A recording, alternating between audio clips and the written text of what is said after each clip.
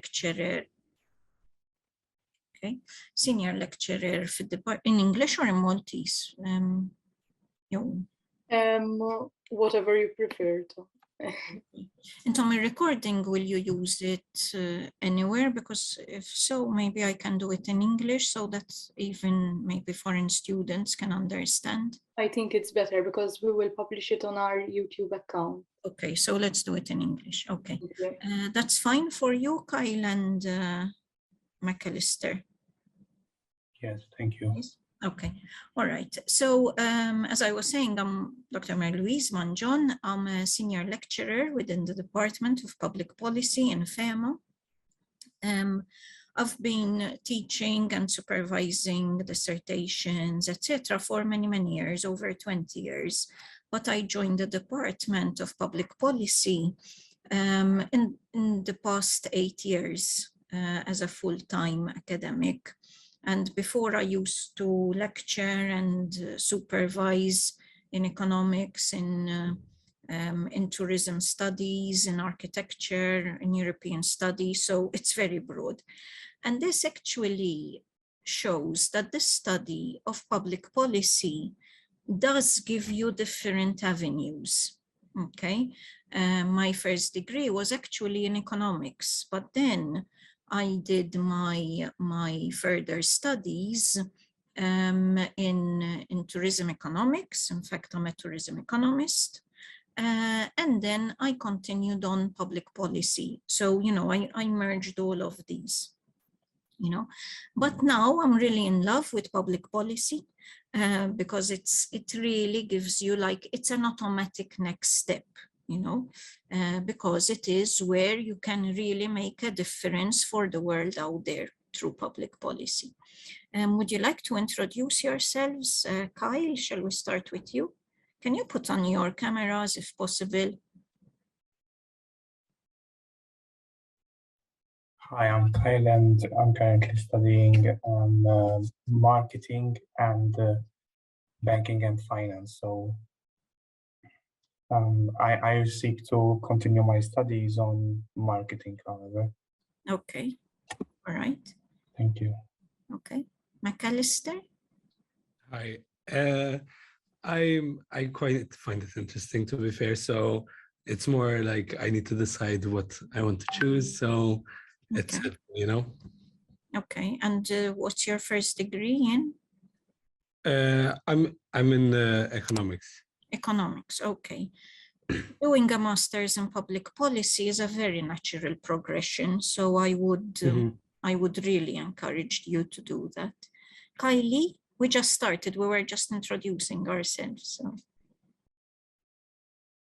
Hi, sorry. My name is Kylie.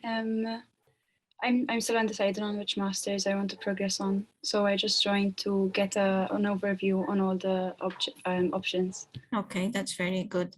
And what's your first degree in? Marketing and accounts. Okay, okay. Really, public policy, whatever first degree you have, it will be okay to do the masters in public policy because it gives you a different dimension to what you are studying, you know, and it links up very nicely with any of them. So I prepared a little presentation. Of course, feel free to ask questions. We're a small group, so we can do it this way. Feel free to ask questions as we go along, okay? So the first question I want to ask is, why should we study for a master's degree? Okay, you've been studying since you were a little boy or girl, right? And now nobody is forcing you to do this, right? It's your choice. But I would really recommend that you actually do continue studying, okay? And you do it not just because everybody is doing it, you know, in today's world. It's if you have a master's, sometimes not even if you have a PhD, like you've got something, you know, so there are so many opportunities available that sort of, if you want to and if you're capable, It's obvious that you need to do it, but you should do it not only because we have a lot of this narrative about because you get a better pay, you get better opportunities. Yes, all of that is true, but you do a master's degree for yourself, okay? Give this as a present to yourself. It is for your self-development, okay? But also as a contribution to society. Why? Because if we are better developed and more discerning citizens in society, then the whole of society will gain, okay? You will obviously gain more knowledge from doing a master's degree, whatever master's degree it is, okay? For example, Kyle, if I understood well, is thinking of furthering his studies in marketing. That's fine, okay? Because you're going to gain more knowledge. I'm sure that all of you are very curious and you want to ask questions.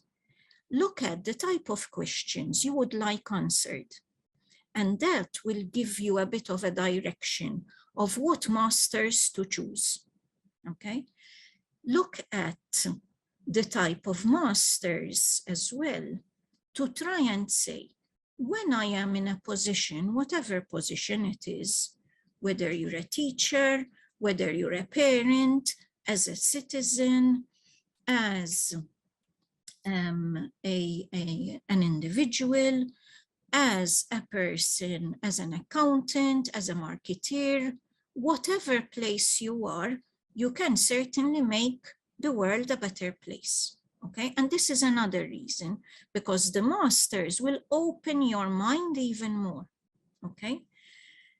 When we do masters, in most master's degrees, at least this is the case in our public policy, we try to give you different perspectives, and a master's degree should give you an appreciation of the different perspectives in an argument.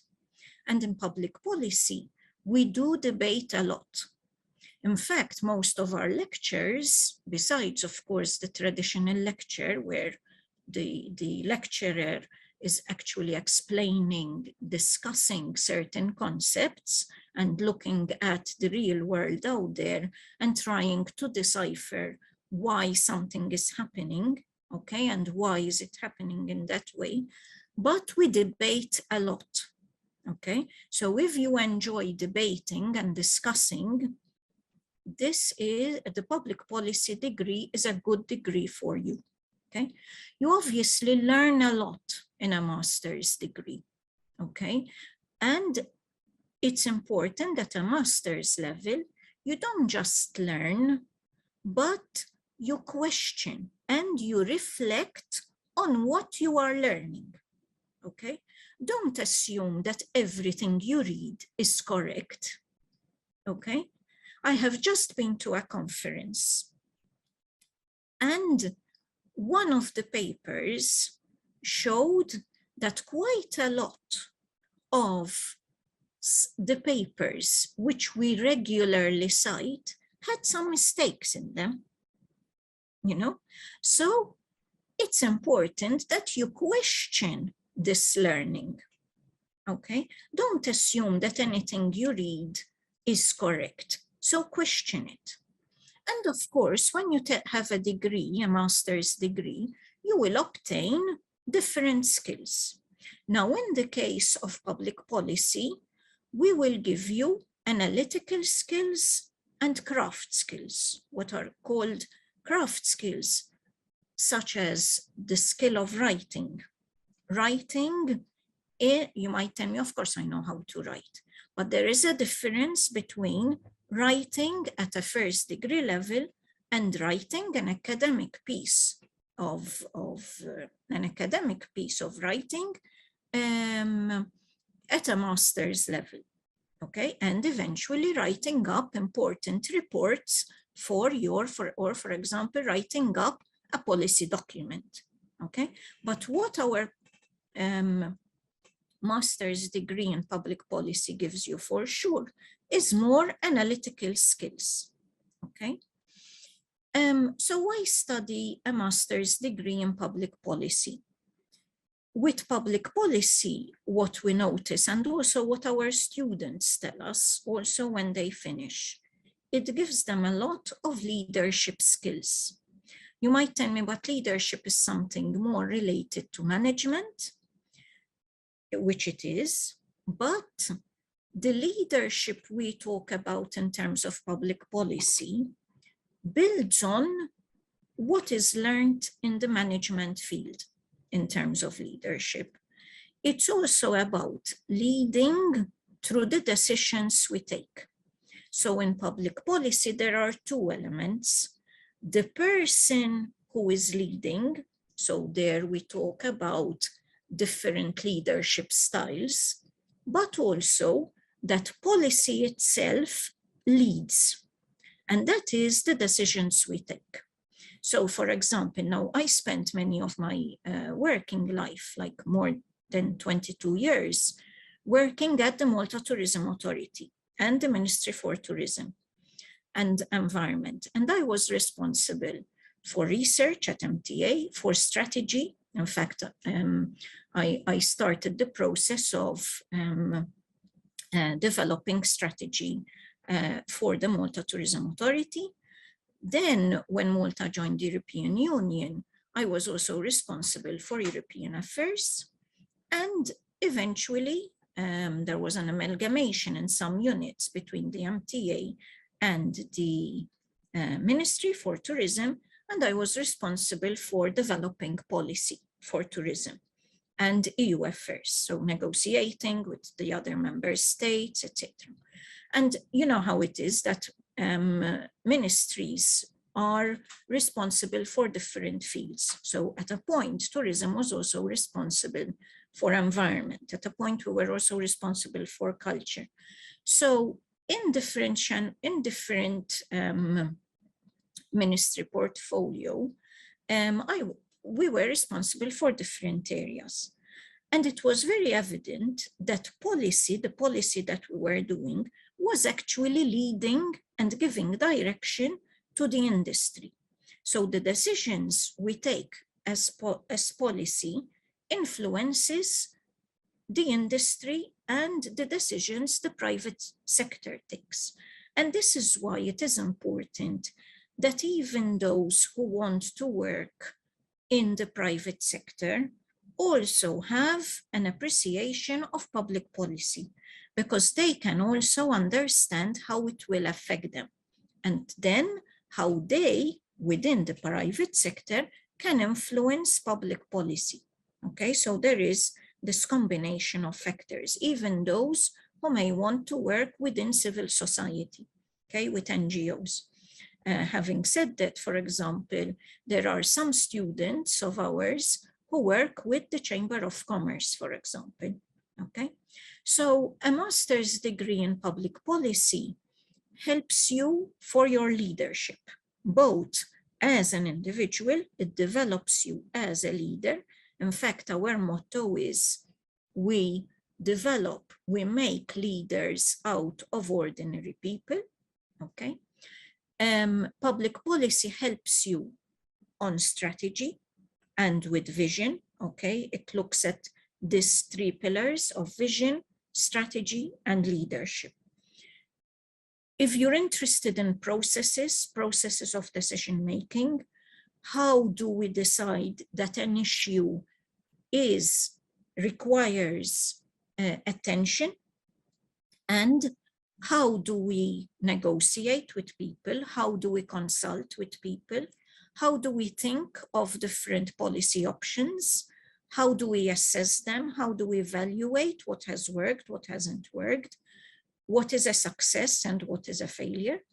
Okay, different measures that we can adopt. Of course, research, okay? We give a lot of importance to research in public policy. And in fact, a big research field is evidence-informed policymaking. This is in fact an area of research interest for me. Public policy is a very good degree as well if you want to go into advisory services or consultancy.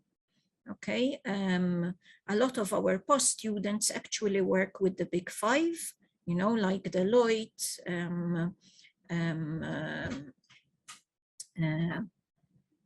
I'm missing the names now, like Deloitte, KPMG, PricewaterhouseCoopers, Grant Thornton. So we have students working there, not in the accountancy area, but in advisory and consultancy. Okay. What public policy also gives you is a good understanding of whatever issue there is that needs to be addressed, to understand the context. Okay, so how do we understand what is happening around us? How do we understand what is happening at the international level? So whether you want to work within the EU, in any country, or in Malta, or in foreign institutions, supranational institutions like the European Union, public policy, in fact, we have a lot of students working also in European institutions, you will be able to, okay? And it also helps you for negotiation, okay? Earlier on, I said, do it for yourself, okay? So these are the assets you will gain. You will feel fulfilled. In fact, all our students say that when they joined the degree, they changed over the time in terms of being much more fulfilled. They really enjoyed the course. Of course, we will give you also knowledge, okay?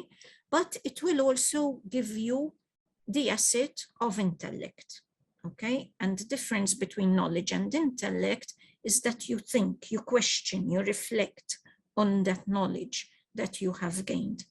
It also gives you more confidence, because even when you approach people at work, when you even working on your own job, even when you are trying to understand what is happening, you know, as a citizen, it will give you the confidence that you can understand what is happening.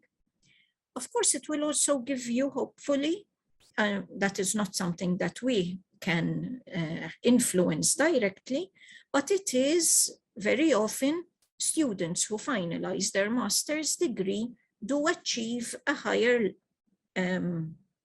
promotion or obtain, enter a different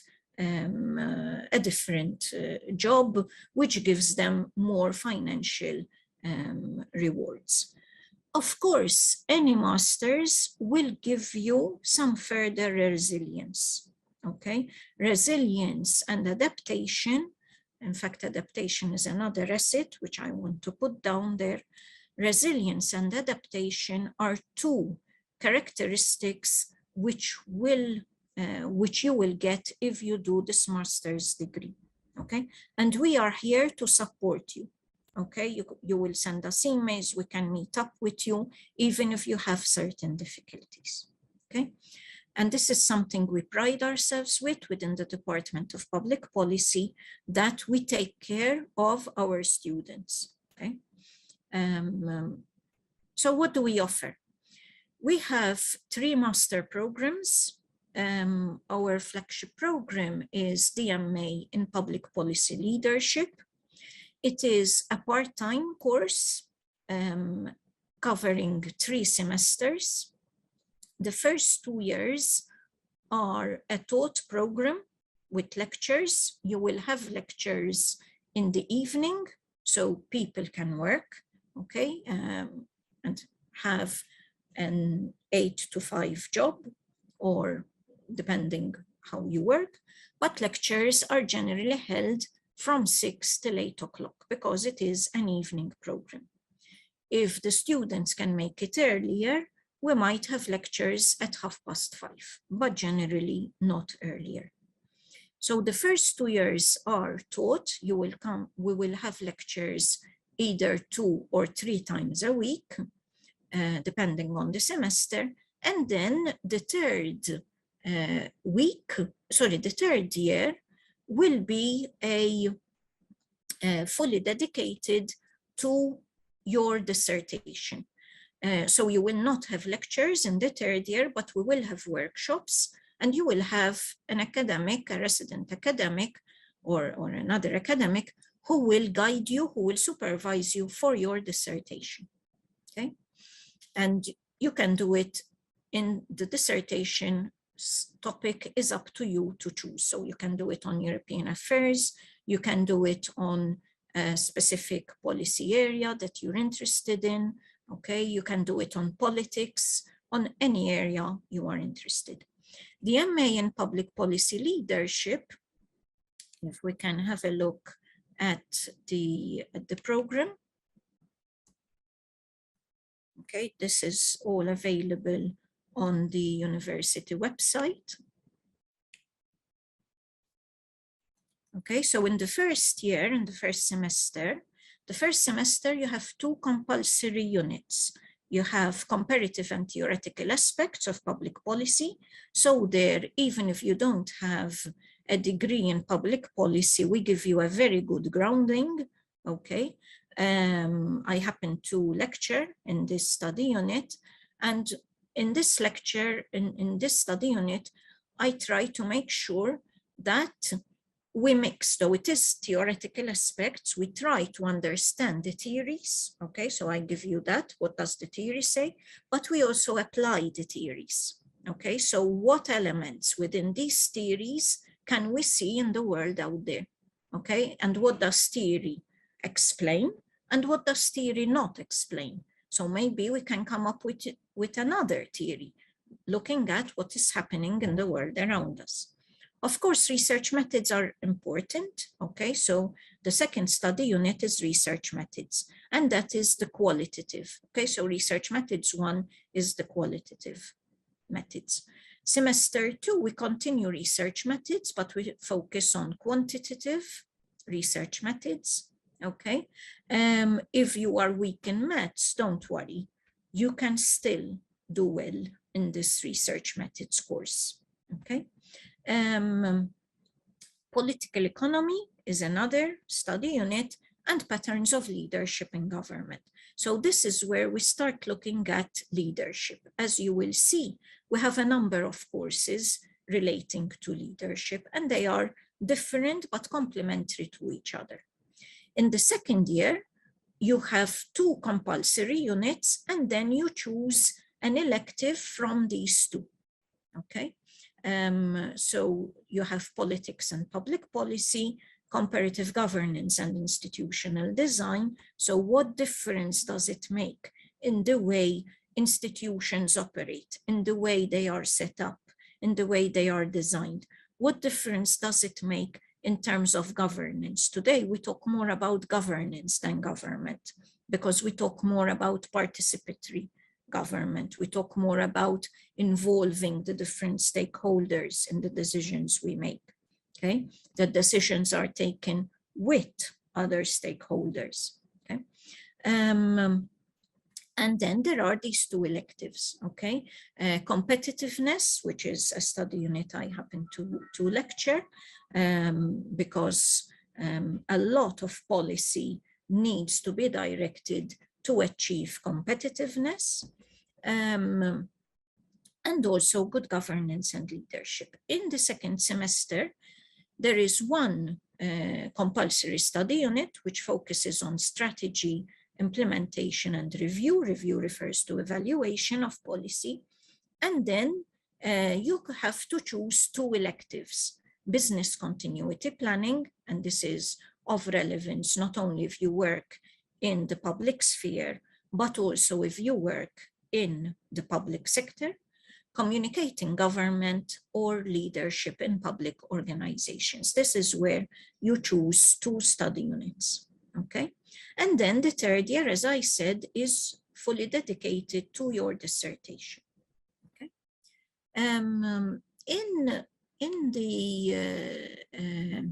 Then we have the MSc in Strategic Management and Public Policy. This is a full-time course. So lectures are also held during the day, okay? But lectures are concentrated generally on Tuesdays and Thursdays.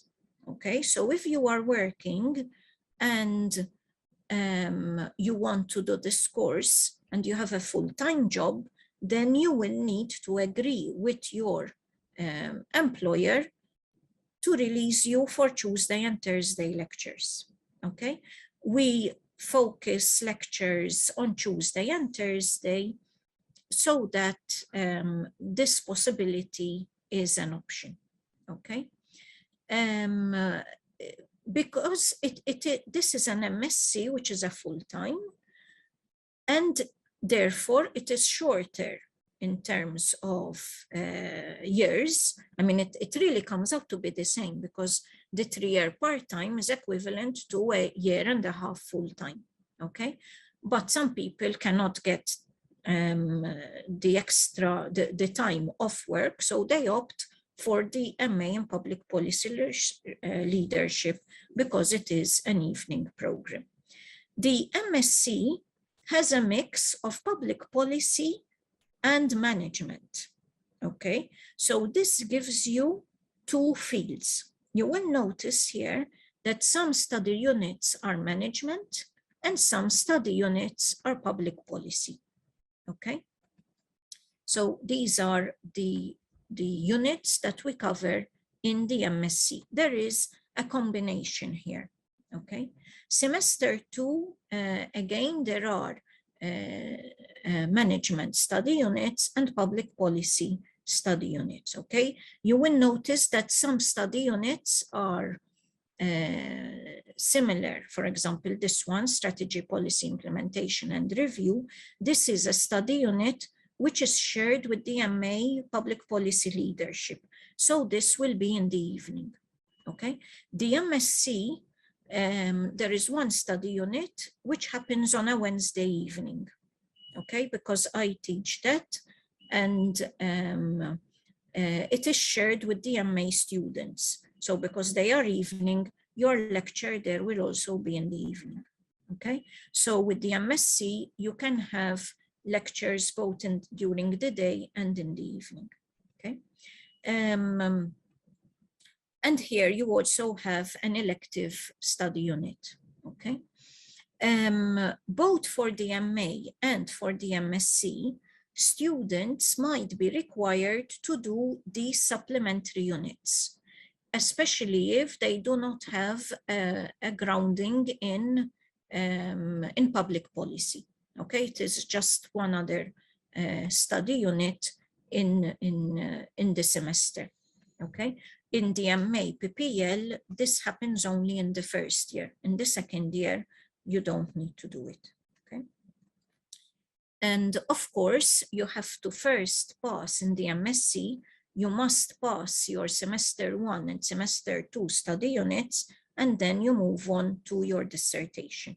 Okay, so year 2 is dedicated to your dissertation, okay? It is really, so you start, if you apply now with the MSc, you start in October 2022, you do the whole year, okay, till June 2023, and then you start your dissertation, okay? And you must submit by the end of the first semester of the second year. So that will be January 24. Okay, so it is like a year and a semester, okay? Then we have the MBA in Public Management. This is also a part-time course, and it is 5 semesters, okay?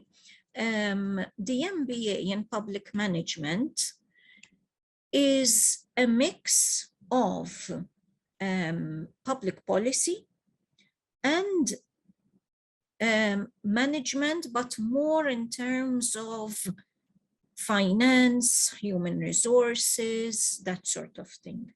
And you will realize that over here, okay? For example, in year 1, in the first semester, you have people, organizations, and development, which is a management study unit, and then public policy, okay? For example, this comparative and theoretical aspects of public policy, okay? In the second semester, You will also have some accounts, some business decision making, service excellence, etc. Okay. In year 2, you have more on the finance side, okay, but also public policy, competitiveness, and semester 2, you have more of the public policy units, okay. And then in the summer, you work on your dissertation, okay. So this is a 5-semester program as well. Now, you might ask me, how will I decide which one to opt for? Of course, your commitments might determine that you can't go for a full-time, but you have to go for a part-time course, okay? But the full-time is also an option, especially if you just finished your first degree. The difference between the MA, the MSc, and the MBA. I tend to see them as those of you who might want to work more on corporate services, like in the HR field, in the finance field, then I would advise you to go more for the MBA in public management, because it has more of the accounts, finance, that sort of thing. Now, if, as I understand, some of you have already done their first degree in finance or in banking, then the additional bit the MBA will give you is much less. But if, for example, you are an engineer and you want to go into management, then I would really advise you to go for the MBA in public management, okay? Because the additional bit that you will learn in MBA, given that you already have a first degree in finance, for example, is a bit too little, you know? So I would advise you to go for one of the other masters, okay? But as I said, if you are in engineering or in any other area, you know, I would advise you to go for the MBA in public management or the general MBA, really. Okay. Then between the MA and the MSc, of course, difference is one of them is the part-time and the full-time. The other thing is that the MA in public policy leadership is solely on policy. Okay, so whilst we talk about leadership, okay, because it is public policy leadership, and we talk about leadership styles and that type of thing, so it helps you when it comes to management, okay, if you aspire for a management position. At the same time, it doesn't have the specifications and the study units which the MSc in strategic management gives you, okay?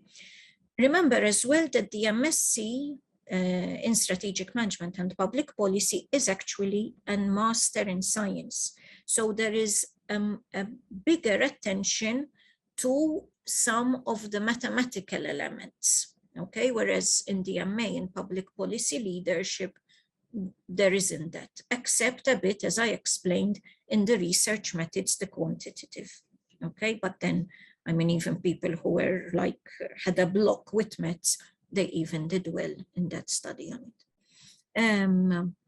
The MSc in public policy and strategic management is very good for those students who maybe have just finished their BCom, okay? And they want to move on to another level, okay? So to speak, replacing the honors that we used to have before, okay? It's also good because you can just continue with your program, but at the same time, maybe have a part-time job if you can, all right, if you want to.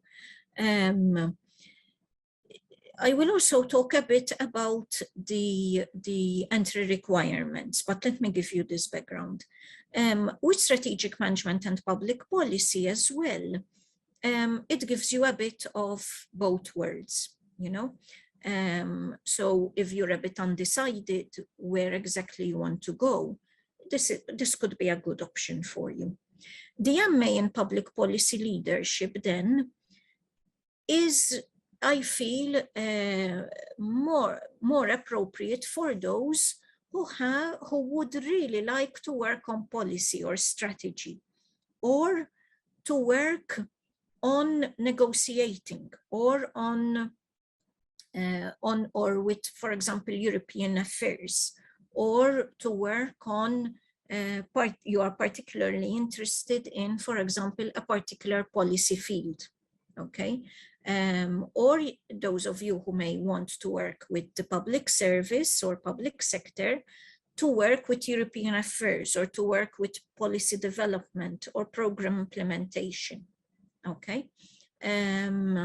So if you you want to go more into the politics side of things, then I would encourage you to go for the MA in public policy leadership, because here you're not doing any management, but you're solely focused on policy, okay?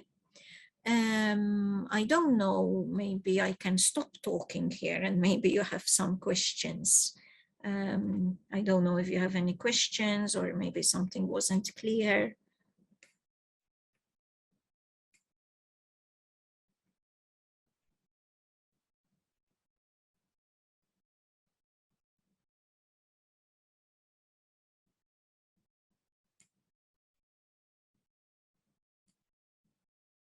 Hello, Kira.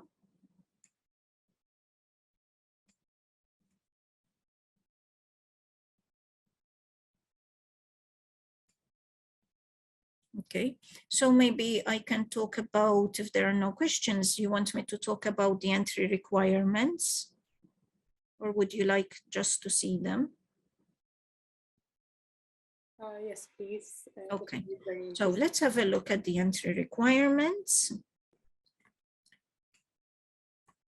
So for the MA in Public Policy Leadership, of course, we accept students who have a second-class honors in public policy or public administration, because in the undergrad we have both, or an equivalent area, an area which we consider relevant. So one of the other BCom streams, BCom fields, management, marketing, accounts, banking and finance, economics, we will accept you, okay? But it would be good if you need to have some work experience. Now, you might tell me, I've just finished my degree, how can I have work experience? If you were involved in ASCS, for example, okay, we consider that a very big positive. So we're not expecting you to have work experience of relevance, right? Because we're talking of relevance to the course, where you've been working with government, for example, or with an NGO, or with actually working, I mean in employment, okay, or with the private sector. So when you apply, write down any experience that you may have, and then we can decide what is relevant and what isn't, okay? Even if that work was done on a voluntary basis. So if you were involved with ASCS or with any organization, any youth organization, or with, I don't know, a church organization, or with a sports organization, tell us about it, okay? Because we know that when you are involved with an NGO, you learn a lot which is relevant to the course, okay? So we can accept you as well. If you got third class, okay? Or any other qualification which we consider of relevance to the course, okay? So we have had students who did, for example, communications, who did English as their degree, because there is relevance to public policy here, okay? In that case, for example, English, they would have to do the supplementary study units, okay? If you have economics, very probably we will not ask you to do the supplementary study unit, okay? Let me go to the MSc now. for the MSc, you need either a degree in BCom, okay, second class, okay, category 2, with a minimum average mark of 65 in one of the 2 areas of study. So either in management or in public policy, you need to get the 65%. Or you may have the BCom honors. Now you don't have the option of BCom honors because we stop at BCom, okay, in the related area. Or the BSc honors in business and IT, or BSc in business and computing, okay? Or else an area deemed appropriate by the board, second class honors, okay? Or a degree.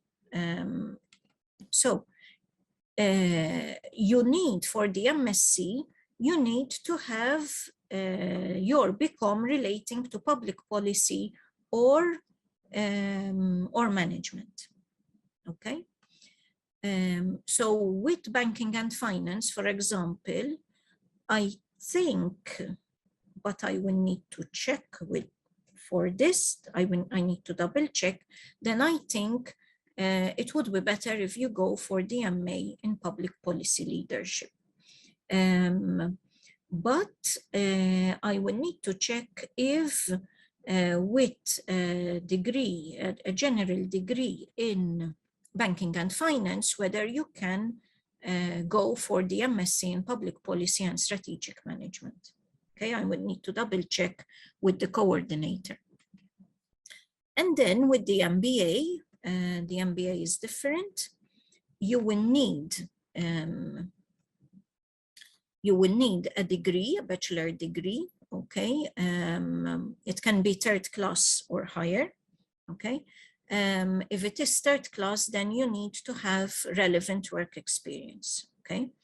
If you're aged 26 and in possession of a higher diploma, then you can apply, but you have to have a merit in your diploma, and you might need to do a preparatory program, okay?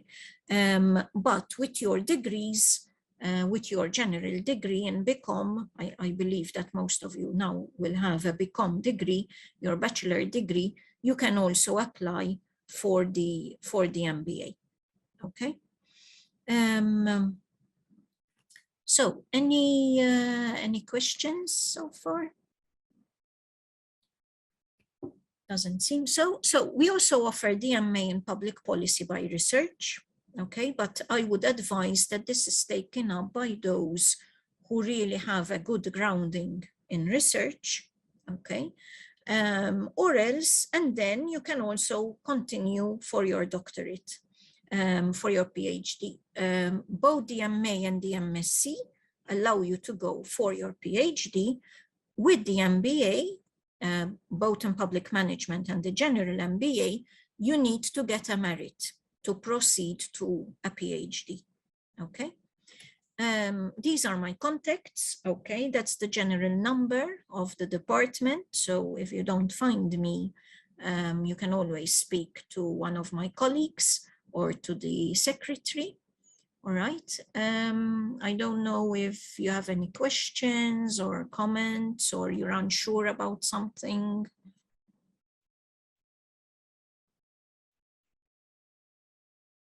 You're very quiet. Okay, Kira, are you there?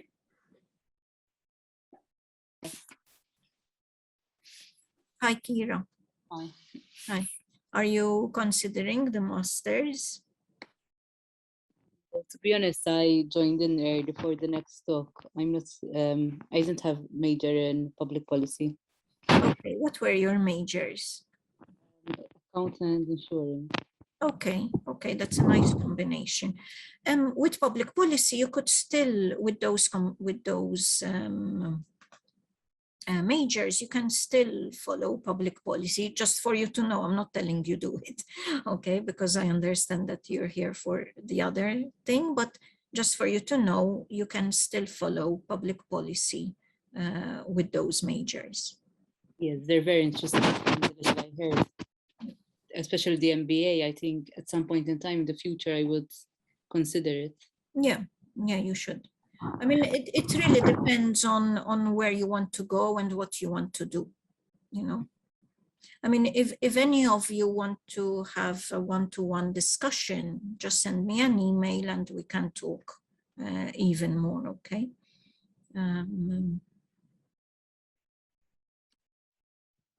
Thank you very much, Dr. Okay, Malta. okay, for thank you. finding Thanks the for time. organizing it. Thank you. Thank you for attending. Okay, bye. Bye. Good afternoon. Good afternoon.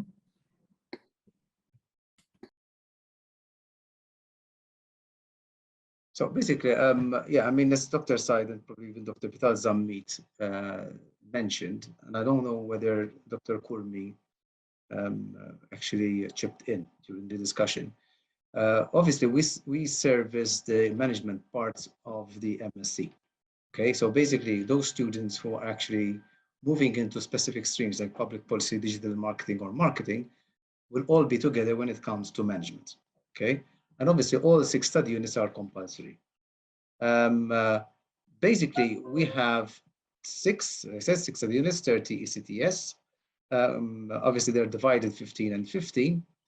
And in a nutshell, Mairead, they are mostly related to operations, to decision-making, both naturalistic and predictive, and even to HR and strategy.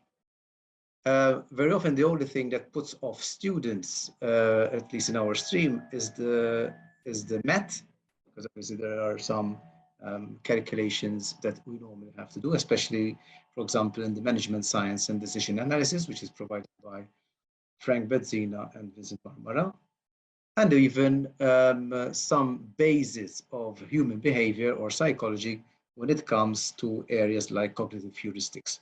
Okay. Now, unfortunately, we have the track record that we tend to be the hardest study units of all the program. And personally, it's not too real, because we do get students who get very good marks. But it's also true that very often students struggle because we normally provide exams. Okay, so a lot of our study units on the master's program are exams. I mean, management science is an exam. The people performance metrics is an exam. The strategic management is an exam. It's a case study exam. And therefore, the majority are exams, and very often this is what kind of makes students a bit off from our part. But as I said, by and large, this is not our masters. We are supporting the masters, right, in digital marketing and public policy. And the idea here is this: that we are kind of operating in a T model. So basically, you have the focus either on marketing, digital marketing, or public policy. I think there's also two, if I'm not mistaken. But then obviously the management stream, and this is something I also said on Tuesday, runs across. So whether you are focusing on public policy, whether you're focusing on digital marketing, we understand that you need to have a basis of a strategy, of HR, and also of decision-making sciences, which basically form the fulcrum, if you like, of management. One important thing that those people wanting to do the masters, at least from our stream, is that they have to be ready to study. I mean, I don't know whether Dr. Said mentioned this, and I think he emphasized it. This is an MSc. It's not a first degree, it's an MSc. So essentially in an MSc, students in class can only get, 20% of the important knowledge that they require. The rest, they have to read. For example, in my case, I provide reading material, okay, which actually provided.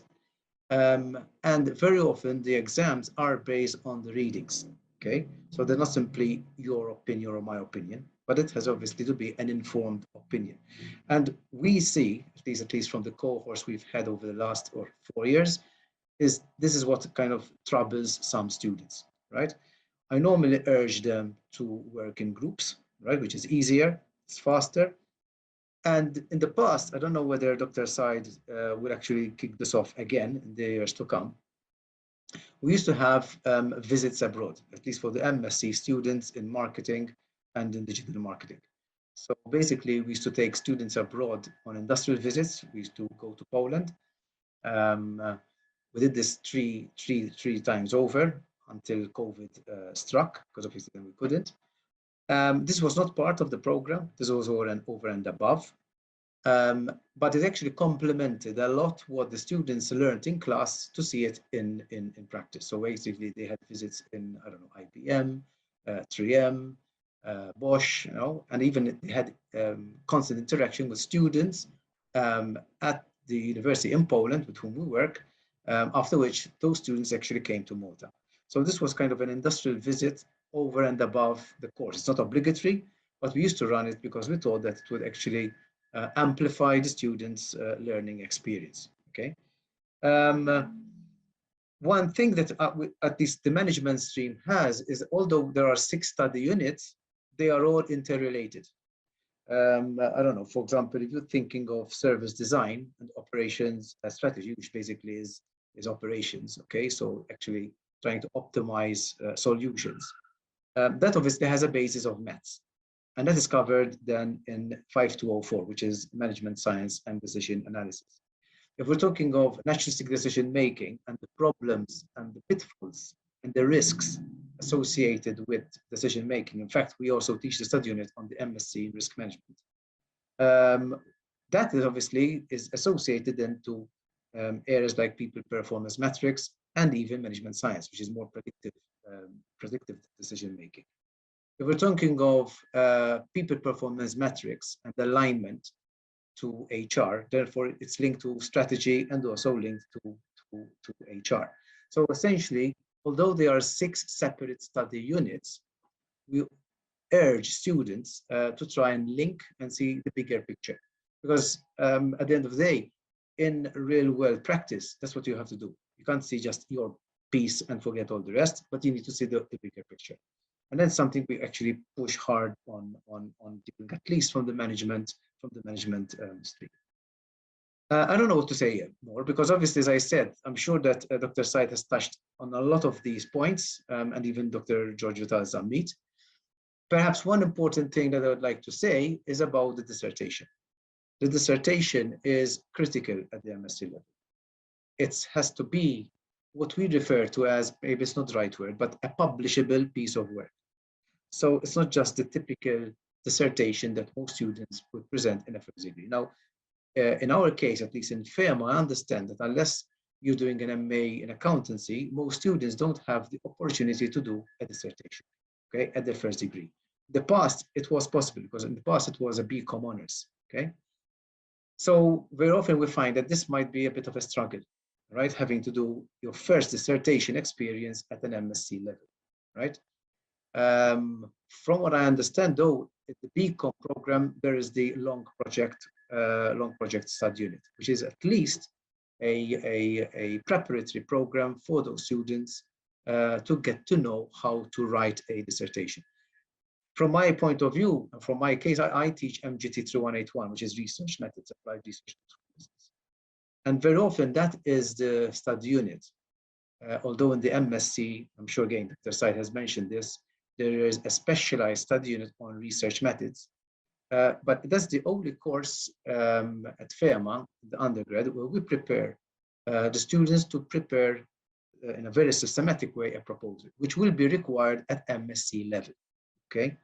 The dissertation at the MSc level has 2 components: the proposal stage, for which students get a mark, and the actual project itself, okay? So I think, again, this is where sometimes students struggle, right, with the dissertations. Also because more or less 40% of all the dissertations we have at MSc level are actually management related. So basically they are supervised by staff in the management department, okay? Obviously, I don't know what else to say, because obviously this is all written, it's all online. And as I said, I mean, this is not our master's, it's a master's written actually driven by the Department of Management, Marketing and the Department of Public Policy. But as I said, it's the only 6 study units where all the students from all the streams come together. Okay. Probably you might have heard, and some students might have heard stories that our study units are failing study units. They're not. Okay. As I said, a lot of students pass. I mean, I'm not saying everyone gets an A, but you know, I mean, one has to study. And probably I would argue they might be a bit more tough because obviously they are exam based rather than assignment based. Although we have a few study units like cognitive heuristics, which are assignment and group based. Okay. I don't know what else to say. I mean, hopefully this will be kind of, it's recorded, right? So obviously you spread this to all the rest, but it's important that they know about this. Okay. Thank you very, very much for finding the time and for giving us this brief overview. Thank you, Mary. Thank you. Have a good evening. Same to you. Thank you. Bye-bye. Bye.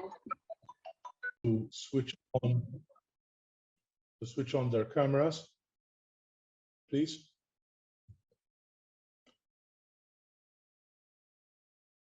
Joining us.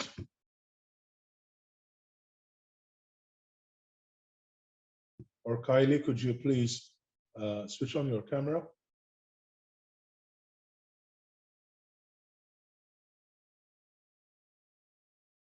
Kylie Magro or Kyle Magro, please, can you switch on your camera?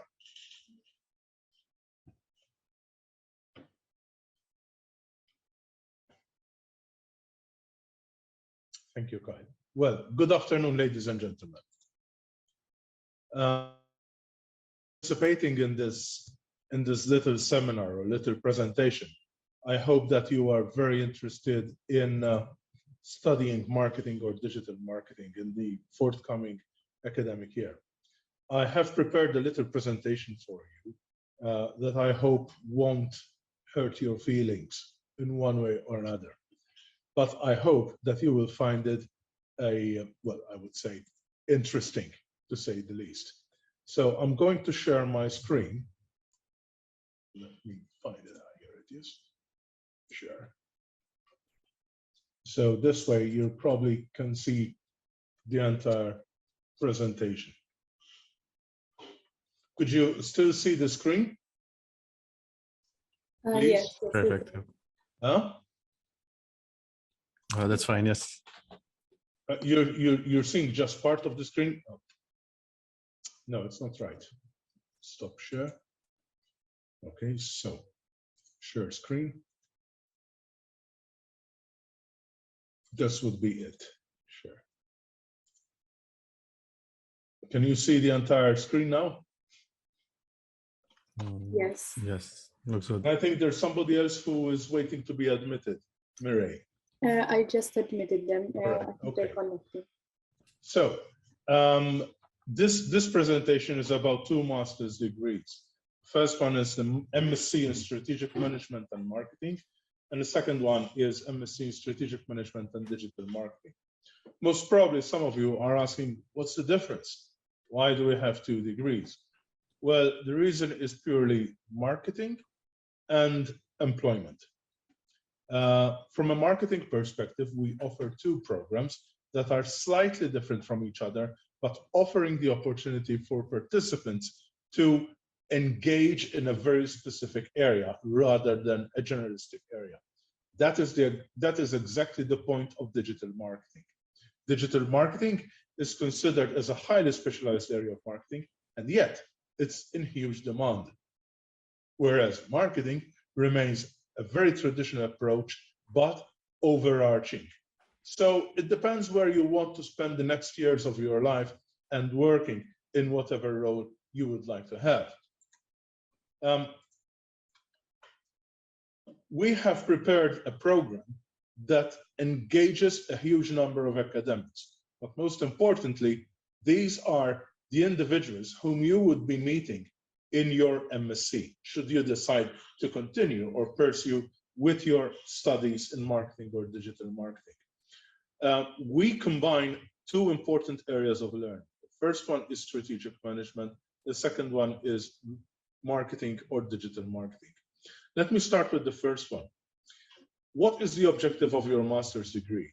The master's degree is designed for people to make the difference at their place of work.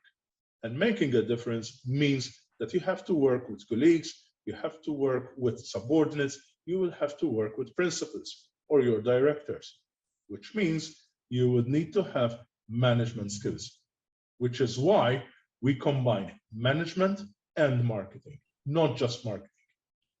We discovered through our experience from overseas programs that offering programs that focus specifically on digital marketing or specifically in marketing produces good students, good graduates who nonetheless still have to learn the ropes in managing people, in managing processes, in managing finance, and of course, coming up with strategies and planning for their business. So rather than leaving that to experience, we would introduce these principles of management to our master's students. And here I make a huge emphasis. This is a master's degree. This is not your undergraduate degree. Here, students are expected to master skills, not just learn the skills. So without further ado, I can tell you that you are required to do some hard work, much more work than you actually did for your undergraduate studies. The second area of study is the marketing or digital marketing. And here we have, I would say, engaged a team of professionals who not only are leading academics and renowned for their academic, I would say, contribution to different areas of marketing, but are also coming from industry. They have bags of experience from marketing roles or strategy roles or whatever the case is that they can share with you. Case in point, for instance, Cora Muscat, who had her own business in Britain on customer experience and behavioral economics. Dr. Miriam Pocock, who comes from retail marketing, who comes from B2B marketing, highly specialized areas of marketing. Professor Tanya Samud Bonici, when it comes to strategy development, she designed our university strategy, a first for our university. Dr. Josh Cambry, who comes from an international marketing point of view and can actually share expertise or experiences in international marketing, not only for international companies, but also for Maltese ones.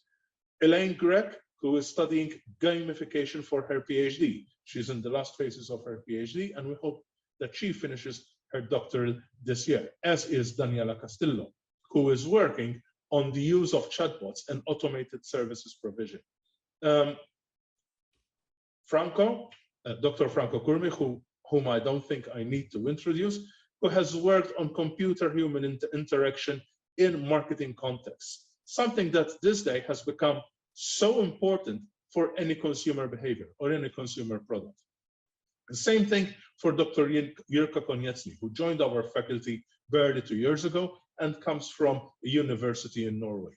And of course, Mr. Stephen Ajus, who is also studying with us for his PhD, and at the same time is considered as an expert in digital analytics. And then there's Mr. Peter Kalei and myself, who teach not only research methods, but also teach marketing strategy alongside Professor Tanya Samud Bonici. Dr. Kurmi, please feel free to interject whenever you like. If you feel that I've left something out, please just do compliment what I'm trying to say. Thanks a lot. That's more than enough. All right. As far as now, one thing that you can appreciate is that your master's degree is not just teaching in a classroom or learning in a classroom, but there is some legwork that every student has to do, and that is what we call the dissertation. But we do not leave our students to work in the dark on their own and perhaps face the rough seas with just a Lilo. Well, for this thing, we have formed a team of supervisors who are not only employed by our university, but very often employed by other universities or are involved in industry. A case in point, for instance, is Dr. Maria Chiara Restuccia, who comes from the University of Sussex. Or for instance, Dr. Alexandra Telma, who is a self-employed professional, but providing our students with valuable supervision. You can see from this list, some names are very familiar, all of whom have provided us with excellent service, supervising students to just move beyond their limits, pushing our students out of their limits to learn by doing, not just learning by reading. This, my friends, is the structure of your master's, of your MSc in Strategic Management and Marketing. I told you it's split in two areas, in management and marketing, but on top of that, there's a third component, and that is your dissertation. As you can see, your dissertation takes 39% effort of the entire master's degree. 1/3 or just less than 1/3 goes into your management stream or your management areas, where you can see cognitive heuristics, which is about how people make decisions, service design and operations. It's all about how you manage services and operations within an organization, strategic management and enterprising. At the end of the day, we want to bring out some entrepreneurial skills from our graduates. We want our students to be inventive, to capture opportunities in making business. But coming up with ideas or being entrepreneurial is not enough. Today, we understand that no one works in a bubble. No one works alone. There are people around that individual. And to work with people, managers need good human resources management skills. And of course, how to manage performance, which is why we have introduced the People Performance Metric Study Unit. And then finally, of course, how management should make decisions, management science and decision analysis. It might sound quantitative, but I can assure you it's perfectly logical. Not about calculating specific numbers, but about using your minds and using logic. Nothing more, nothing less. As far as the marketing stream is concerned, one of your first study units is Advanced Research Techniques. And that is a study unit that Dr. Josh Cambry and Dr. Jirka Konieczny teach alongside myself. Then we have digital marketing channels, specifically introducing students with general marketing skills into digital marketing. Why? Because we believe digital marketing channels are the channels of the future in any case. There is also another elective, a choice from two study units. The first one is internationalization and decisions, which is about how to conduct or how to implement an internationalization program in any organization that usually orients itself towards domestic markets. And the second one is about customer experience design for marketing and management, which is about how to design an experience for customers, whether they're commuting on a bus or perhaps dining at a restaurant, from the minute they think about dining, from the minute about thinking of opting for your offering until the very end of consumption. During the second semester, we have 3 other study units. The first one is marketing strategy and planning that requires students to form teams and work as a team to compete. This time, students learn marketing strategy by doing. We have a simulation that is used by the top business schools across the world. It's licensed for our university, and we teach students not only how to plan marketing strategy, but also how to plan innovation within that marketing strategy, coming up with new products where competition then is rendered as irrelevant. Behavioral Science for Business is a study unit that is delivered by Ms. Cora Muscat, and it requires you to, well, I would say, understand what goes through the consumer's mind by understanding some principles of economics. It's pretty much about what we call behavioral economics. Finally, digital analytics for marketing management, and it's all about measuring performance and planning performance for any organization that requires itself to be market-oriented. I think I've discussed these two elective study units. Now I invite Dr. Kurmi to speak about the digital marketing degree. Perfect. So as Dr. Said mentioned, they're very similar. mainly there are 2 study units. So the management side is identical. On the marketing side, for the digital marketing option, there are no electives. All components are mandatory, and there's 2 study units mainly. One is the advanced digital marketing strategy, in which we use a simulation, and this is run by Miss Elaine Grech and Miss Daniela Castillo. It's a very engaging study unit. You're split in teams, and each team in a way sort of we're competing against each other for a specific product which you're trying to improve and making a number of decisions as you go along from one year to the next, so that each year you get the results and then you need sort of to take action, whether you're going to do advertising or invest more in the product. So there's a lot of engagement in the study unit.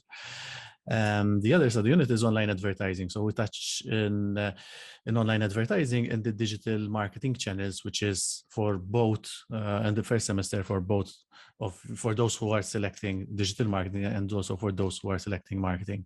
But then for those who are selecting digital marketing, we get more deeper into the online advertising part, with Google and Facebook ads and all sorts of online advertising. So mainly this is the main difference between the 2 study units. Those who select the digital marketing get into more detail of the online advertising, the digital strategy, and so on, while those who select marketing as a variant will focus more on the extra electives. So and as Dr. Said mentioned, no, it very much depends on which career and which sort of title you want on your certificate, pretty much, because that will reflect what you will get to study at a deeper level. Now, in this case, sort of it gets more into the digital side, or the other option more into the experience side or internationalization, for example.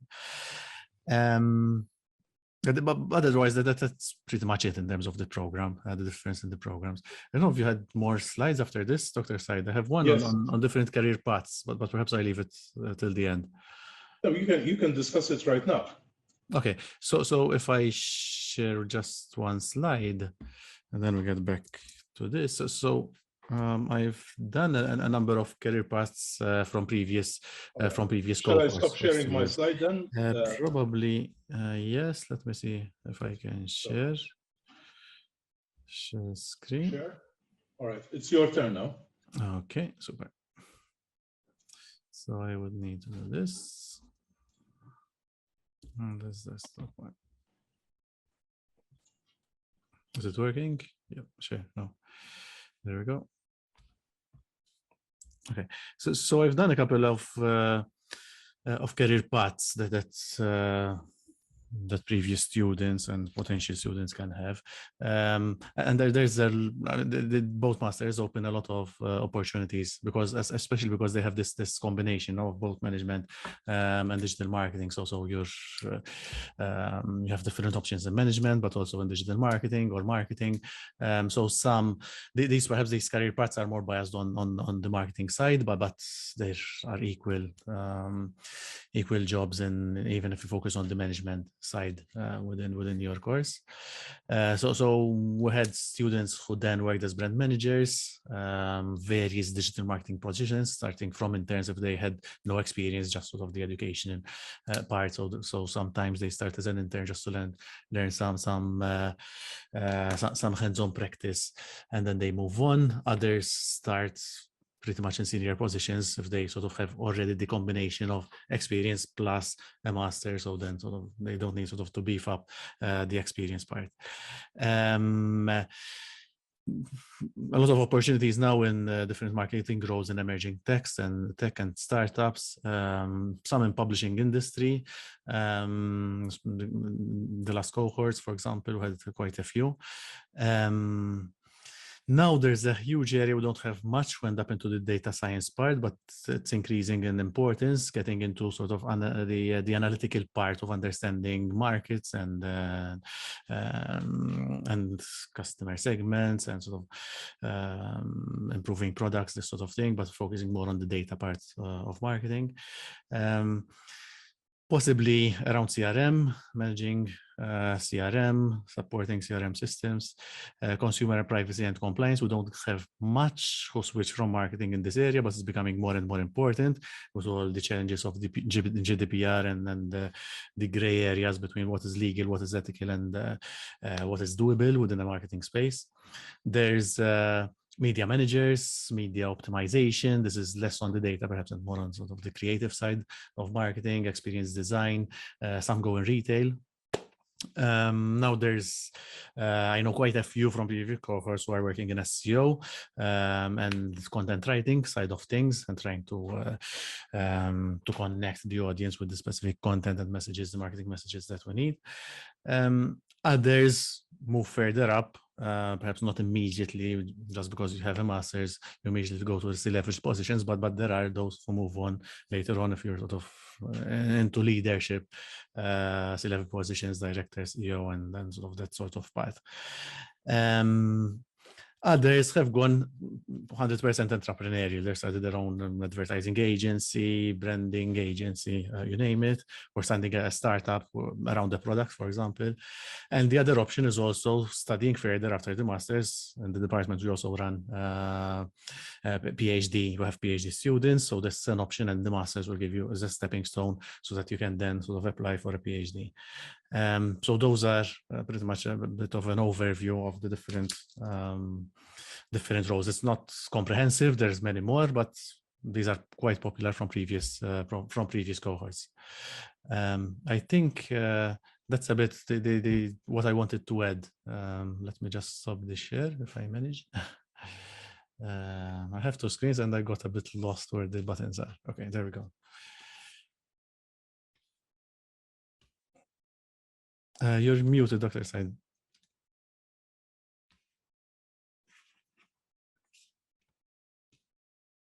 Can I? Sorry about that. There you go. Okay, so that was the program structure and some aspects of the MSc in Strategic Management and Digital Marketing. What we haven't told you is that even if it's digital marketing or marketing, some of our graduates have found themselves in highly lucrative jobs, including iGaming and other gaming sectors. And that is thanks to the amount of analytics that we help them grasp during their experience with us. But now I want to turn to something that is more practical and more demanding. So far, I've only given you what your course is all about, but we haven't discussed what it takes. So first and foremost, our course happens on campus. It's not online. We have found basically that in the past years, when we delivered lectures online, students suffered. And we want to move away from that experience. Now that COVID is behind us, or at least almost behind us, we value the experience on campus and we want our students to be on campus. This, my friends, is a full-time program. It is not a part-time program. So you are expected to be present in lectures, irrespective of your job demands. I hope that is extremely clear before we start October. So now is the time, if you have a job, to make your employer understand that you are embarking on a full-time program. What do we mean by a full-time program? It means that you have to study for an average of 40 hours a week. Nothing more, nothing less.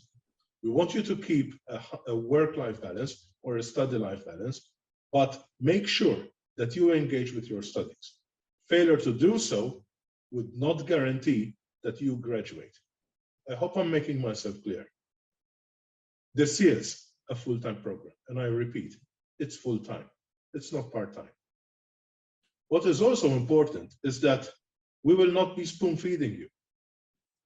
So this time, studying from lecture handouts or perhaps minimalist notes is simply not enough. There is an amount of legwork that students have to do. And as you will discover, we will push you to do your job.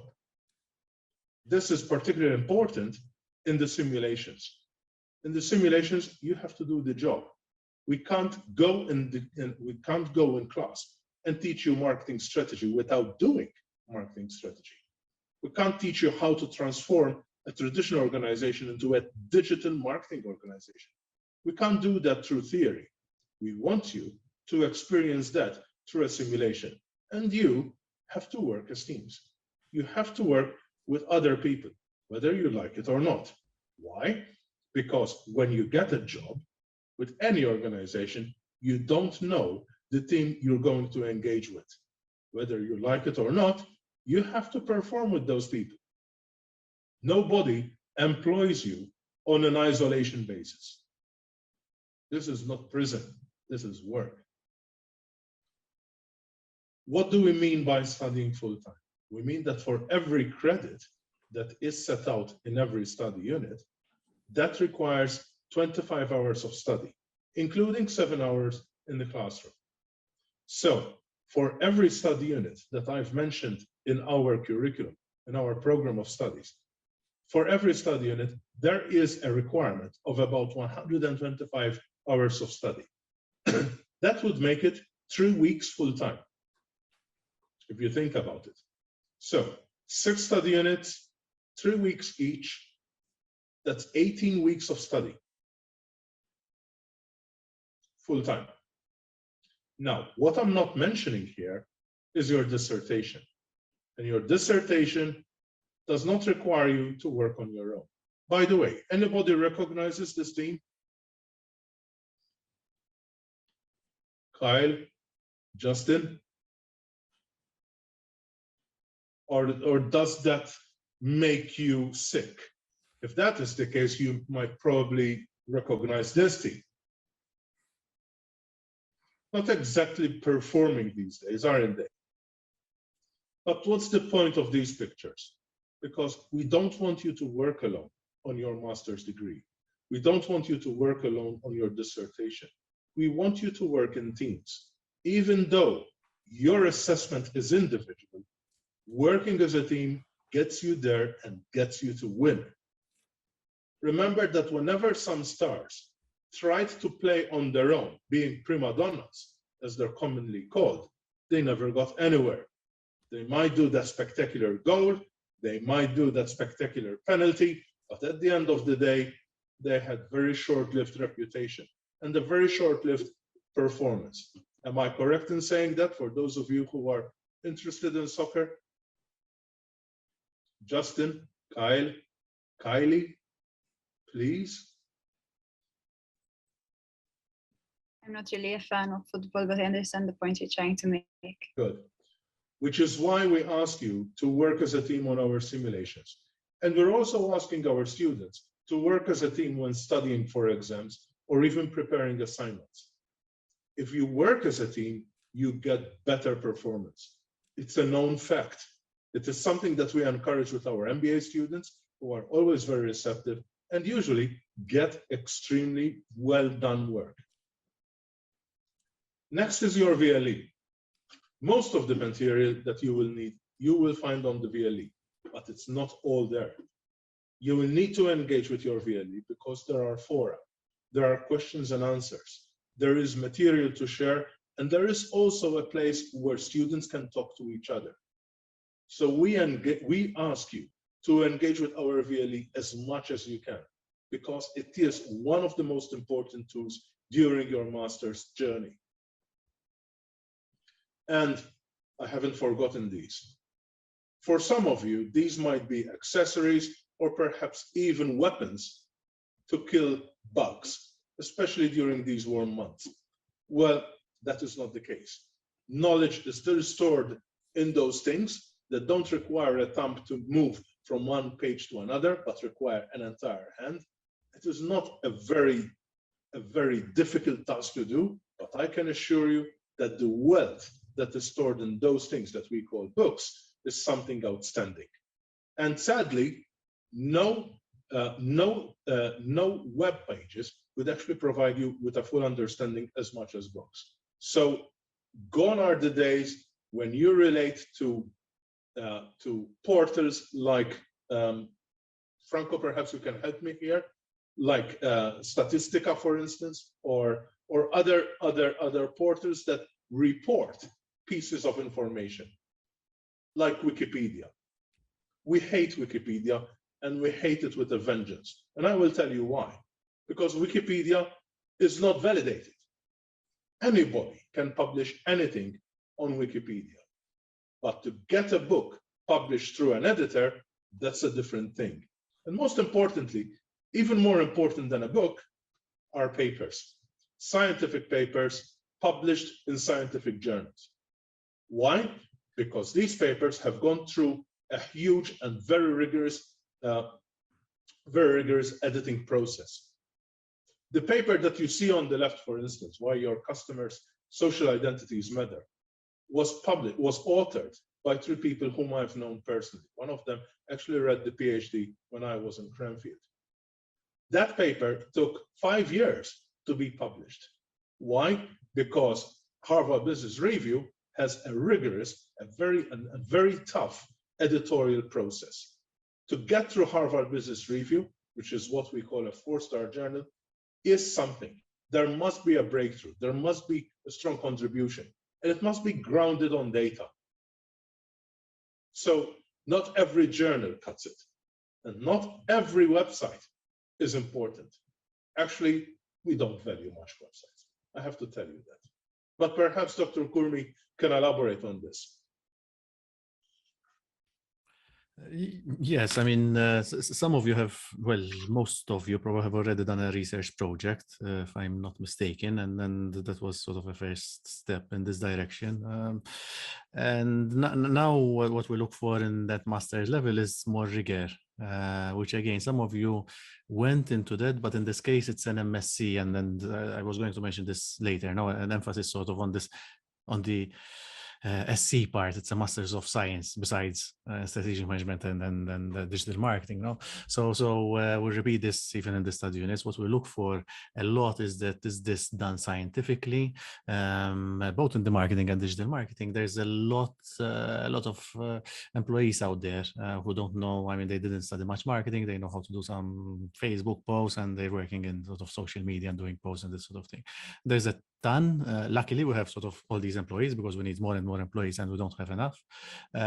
All of a sudden, we need like 20,000 roles. So luckily, there's a diversity of people who are sort of helping in this.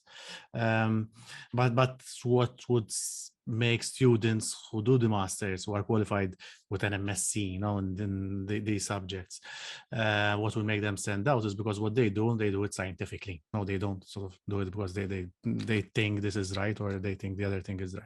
So there's a lot of emphasis, following on what Dr. Said was mentioning, on making things which are scientific. Now, if we took a decision, it's not only a wise decision, but there's some logic to it of why we took this route and not the other route within these two subjects. So in that line of thought, it's very important to look into scientific papers to start from. Now we're going to start from a blog, which anyone can write whatever they want with no scientific foundations.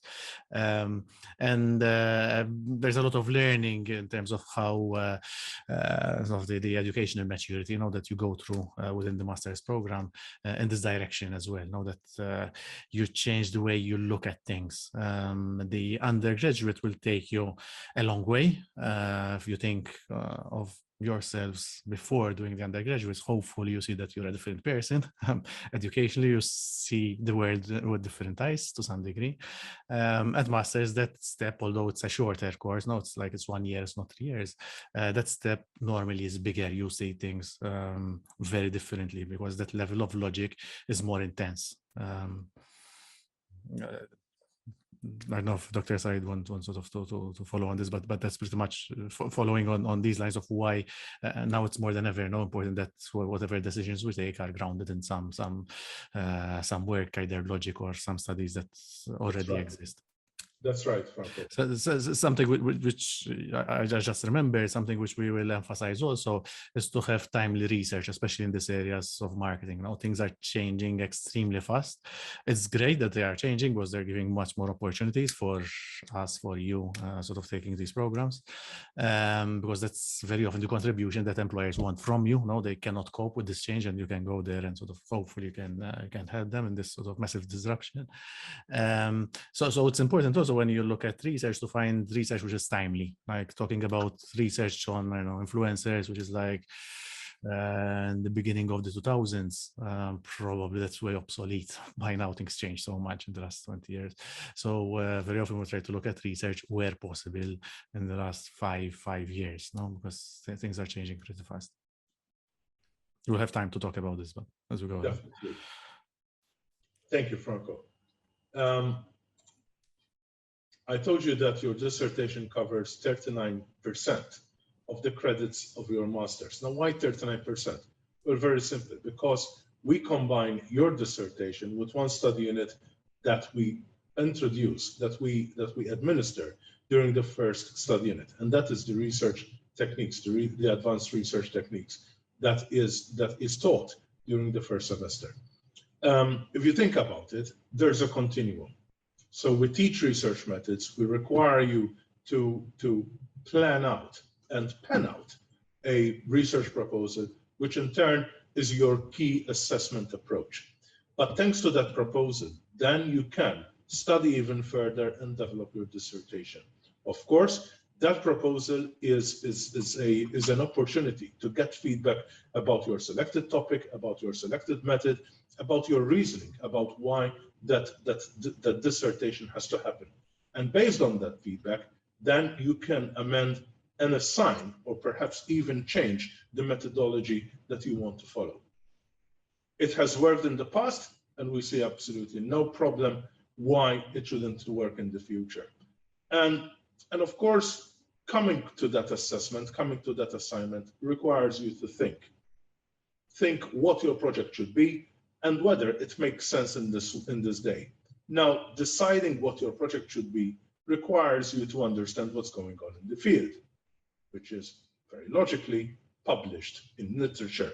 So what we ask you at this stage is to start reading some reputed journals, like the Journal of Marketing, for instance, or the Journal of the Academy of Marketing Science, or any other well-reputed marketing journal, to see what's going on in the field. The minute you start that, then the better or the easier it will be the process of your master's. So if you can start with this kind of reading as from now, rather than leave it until January 2023, then you will have a better grasp of what is going to enter or what is going into your research proposal rather than later. Your research interests, of course, need to be very much in tune or consistent with what your selected supervisor can offer. For instance, coming up with an area that is digital marketing, and then asking Professor Kassar, who is in human resources, to supervise you is simply not going to work. And I will tell you why, because it's not his area. The same thing would happen if you're asking me to help you supervise a study that relates to the marketing of shipping lines. Although I admire shipping lines and I pretty much love seeing ships, I can't help you with that because I'm not the expert in the area. So rather than just pointing to a supervisor because you like his or her face, or you just think that he or she might be extremely friendly, just have a look at our web pages on our university and see what the research interests are. At a later stage, when you enroll on your program, you will have a VLE site that actually points you towards specific titles that these supervisors will be willing to supervise.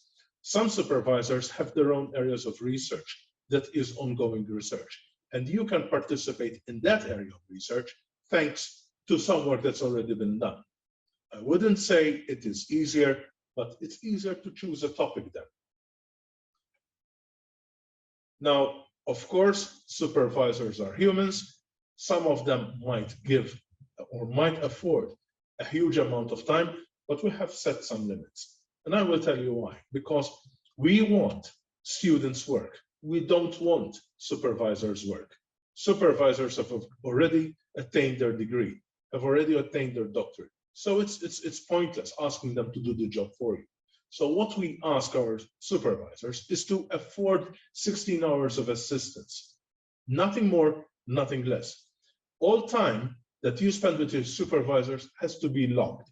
So If you ask your supervisor to review a chapter, or you're meeting your supervisor, or you're even asking your supervisor through an email, that must be logged. And you will be required to submit that log the minute you submit your dissertation. Without a log, there's no marking of dissertation. Why do we need this? Because we want to make sure that students keep a consistent contact with their supervisors. In the past, we had students who had absolutely no contact with supervisors. They submitted a dissertation and they failed. And the reason was they didn't keep a contact with their supervisor, who could have guided them much better. Of course, no logbook, as I said, no mark. But it's important that your supervisors sign off the logbook as well. So you don't just tell us what happened during your meetings. You don't just tell us that you sent an email to your supervisor. Your supervisor confirms what you're saying. So it's a transparent process there. But remember, this is your project. This is your dissertation. It's your responsibility. It's your task to manage your project and meet deadlines. To do your dissertation, we are also offering a number of tools. Some of you might be familiar with SPSS, especially during your third year of management studies or your third year of undergraduate marketing studies. But we're also offering NVivo, which will help you with your qualitative work. Just in a couple of weeks' time, for instance, we're conducting 2 seminars for our current MSc students for the use of NVivo. You don't need it as yet, but you will need it in the coming summer, not now. Of course, there are other courses that are being offered by university. One of them is Liberato Camilleri's IBM SPSS that is offered at 3 levels: introductory, intermediate, and advanced. I would definitely recommend for those of you undertaking a quantitative study to refresh their skills in the use of SPSS by undertaking these courses. They don't cost you an arm and an eye. They barely cost 20 euros each. And I guess with 20 euros these days, you can barely have a pizza. So you sacrifice, you do something good for your diet, and at the same time, you can have a wealth of information coming through from this known professor. Now, how do you maximize your learning?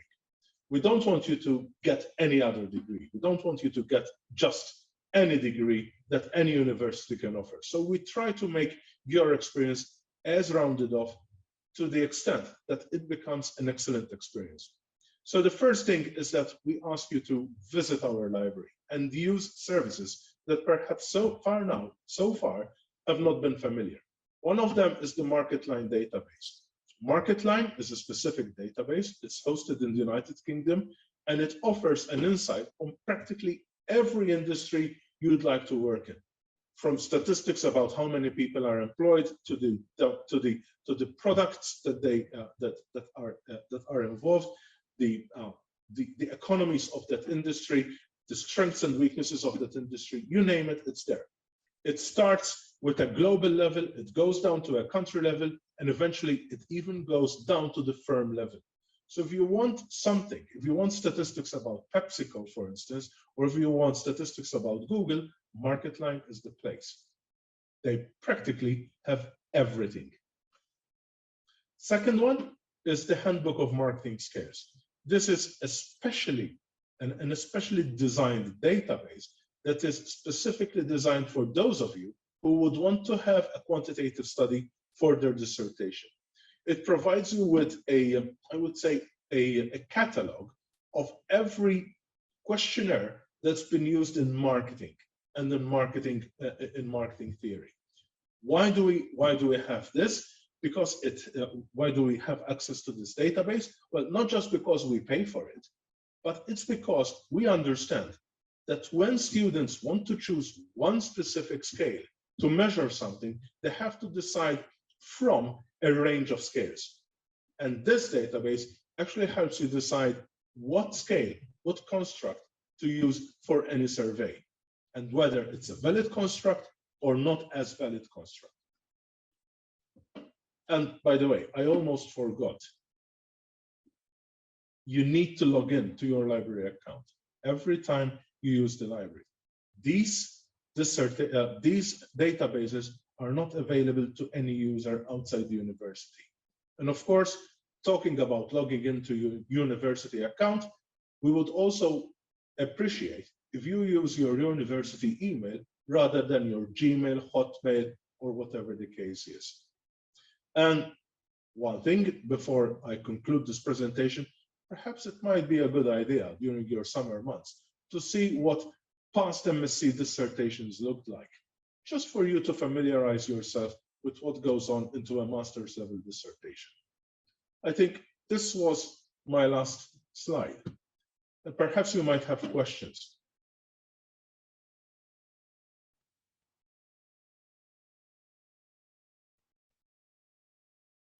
It seems like you understood everything. Am I correct? It's perfectly clear.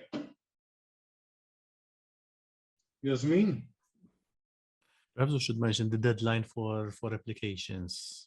Okay, so the deadline for applications is 21st July. Late applications are not being reviewed, they're not being accepted. Like for the masters, there aren't late applications, like No. where you pay extra and you get a late application. Yes. And the reason we do this is specifically because it requires a huge amount of time and effort to plan and organize everything by October. We can't have students joining the program in October and us not even knowing that they're joining. So we close our applications in July, which gives us 2 months' time to organize our work. So when we start in October, the simulations are running and everything is in place. Any questions, please? I have a question, please, Dr. Said. Sure.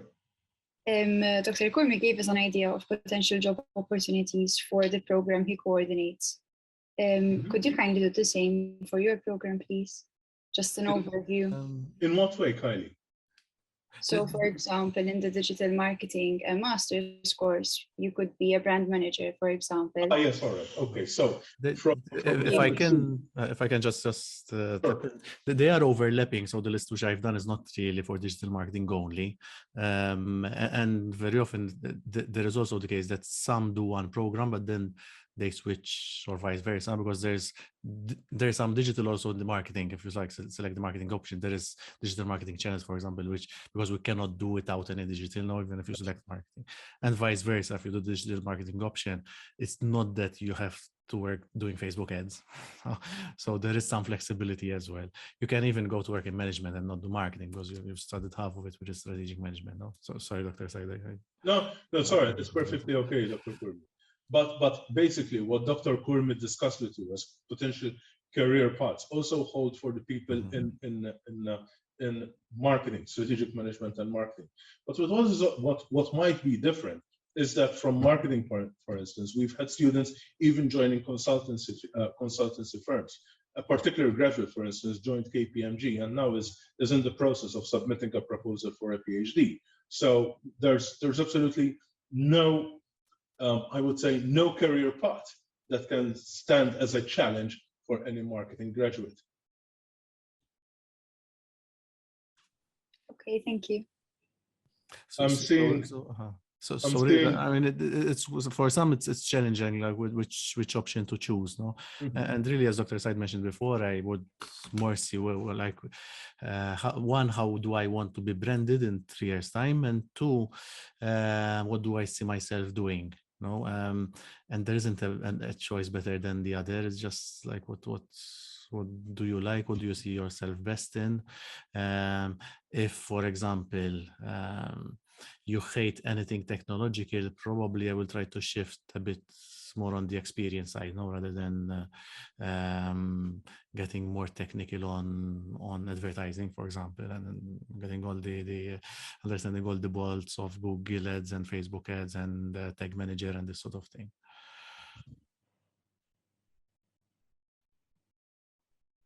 Any other questions, please? Okay, I think at this point, we've concluded our presentation. Thank you. Mireille, for organizing this. Thank you very much for both of you for coming and for finding the time out of your busy schedules to hold this talk. And we really appreciate all your cooperation and support. Thank you very much.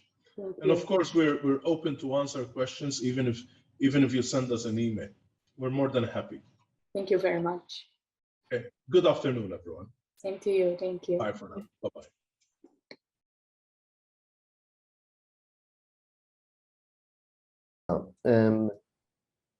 Mela, this is over 1 year, okay? Inti għandek għandkom choice bejn żewġ courses, għandek l-MA by Research, okay? U l-MSc normali. San l-MSc nispjega ħtilkom. Ħanibda mill-MA by Research. Are they all English speaking to make sure that? Sorry. No, I have no preference, but is there anybody who does not understand Maltese, just in case? The only one who doesn't have a surname, Maltese surname, Brittany, għax ma nafx għandix, if she's got a... So, Maltija jena, ġas m'għandix kun jom. Tarġax, eh?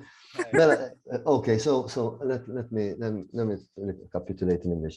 So we've got the MA in risk management, insurance and risk management. And we've got the MSc in insurance and risk management.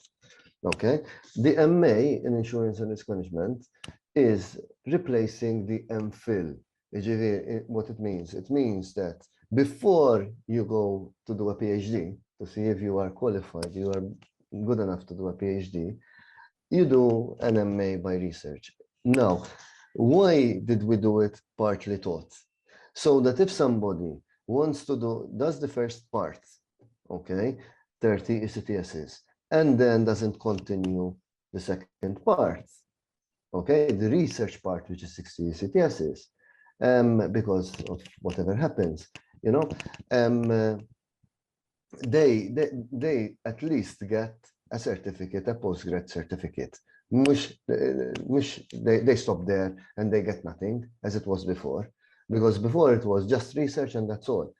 And again, another reason, because part of it is research methods, and research methods is important so that you understand how you're going to carry out research, especially if you're coming from a student to a student again, and you have no experience in the industry, and you have no experience with research.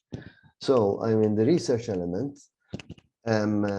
this is more for those people who have a little bit of experience, so that or else those people who want to be more academic. In other words, they want to go into academia later on. But it doesn't mean that it's only academic. It also means that you want to do research. For example, I loved derivatives, okay? So, you might like captives, you might like, you know, to study obesity. You might like to study about pets, but you want to go into a lot of details. This is the place where you have to go if you want to do research, okay? It is still a very top qualification because it is the best qualification before a PhD. So it's the highest level in academia before a PhD. Okay. So that is the difference between MA. Now the MSc it's a science, so it will have some maths in it. Okay. Secondly, it is partially practical and partially research. Okay, so it's taught, but it's more taught and more research. More research, more practice. You got people who are practitioners, okay, on it. It doesn't mean on the MA you don't have practitioners, because you can choose subjects in the taught subjects who are practitioners. Now, let's go to the MSc. The MSc is over a year, okay, and now it has 3 blocks. One of them is the block, which is as it was before, basically, and it is the insurance area. It goes into more detail on insurance, okay? It has a bigger element of insurance in it. Or else you can choose another stream, which is governance, risk management, and compliance, which has an element of insurance because it has to have some element of insurance, but it will go into more the administrative parts, the audit parts, and the regulatory parts of it. So it's the monitoring, okay? It's more qualitative. Then there is the quantitative risk management, which will go into the more areas of quants. So the measurement of risk, okay? And let's say the accountancy parts, which are more related to measurement. Okay, you've got econometrics, you've got derivatives, you've got all the rest. Now, how does this work? When you enter, you choose one of the blocks, okay? You have compulsory subjects, which are for everyone, okay? So the compulsory subject, advanced insurance practices, which is 10 ECTSs, everyone needs to choose it, all the 3 blocks. You got then elective 1, compulsory. This is a year, over the year, okay? Over the year, it means over 2 semesters, not the last semester, over the first 2 semesters. Ġifieri October to January, January to June. Then you've got for block 1, which is the insurance part, advanced commercial lines and advanced personal lines. Okay? If you take, these are compulsory. If you take governance, risk management, and compliance, you've got advanced commercial lines, advanced personal lines, and applied ethical behavior. Okay? So block 1 and block 2, if you take the over the year, you have these only. Can I suggest you share the screen, Simon, if you're... Oh, sorry. It helps a lot. Yes, I didn't realize I didn't share it. Thank you. Mela, is it fine like this? You're seeing it, ġifieri. It's a bit small, but I can see it. Okay, I try and enlarge it. Let me try and enlarge it. You can zoom it a bit. Let me see what do I zoom? I don't know. I don't know how I'm going to zoom. If you press Control and you use the mouse to I know. Okay. Yes, process. Wait, is it enough? You can go take us through it. Yes, all right, Mela. This is 60%, 60 ECTSs taught and 30 ECTSs thesis. Okay. Now the thesis is at master's level, so people who are supervising have to have a PhD. Okay, and a number of years in supervision. So you have the elective blocks: insurance, governance, risk management and compliance, and quantitative risk management. You can choose one of them. Issa, elective block 1 has 30 CTSs, which are compulsory. Okay, 30 CTSs, which are you can choose, okay, from the different choices. And wait a moment, students are required to obtain all compulsory study units, which amount to 30 CTSs, okay? And then you've got 30 CTSs, which is the thesis, which that is compulsory for everybody. So actually you have the 30 CTSs where you can choose. Block 2, you've got governance, risk management and compliance. I already explained what it is. And you've got 25 ECTS compulsory and 5 ECTSs.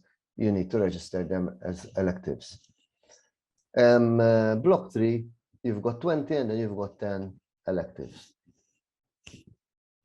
So year over a year in each of these blocks, you've got, for example, advanced insurance practices. That's compulsory to the 3, okay? To the 3 blocks. And this is over a year. Now, if you choose block 1, you've got these 2, the first 2, advanced commercial lines and advanced personal lines, which are compulsory.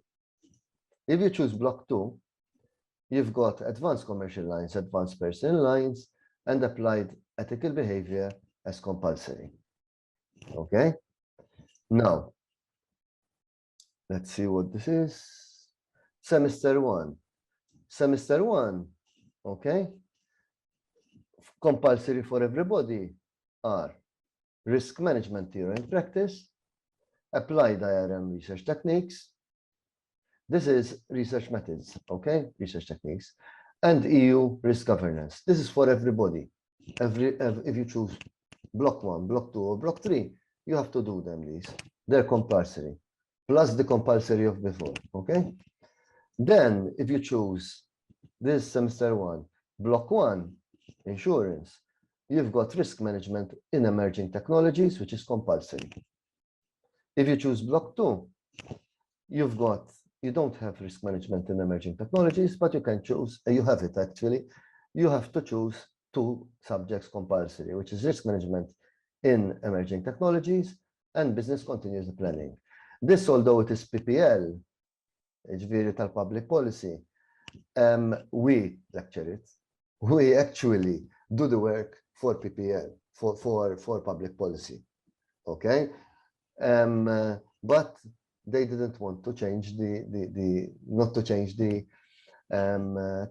title because it's still done by INS.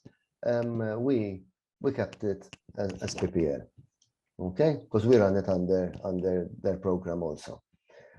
If you choose quantitative risk management, the third one, your compulsory would be applied corporate finance, okay? As a compulsory. Now, in the first semester, you've got an elective for the third block, which is risk transfer accounting, okay? This is actuarial, okay? This risk transfer accounting. Semester 2,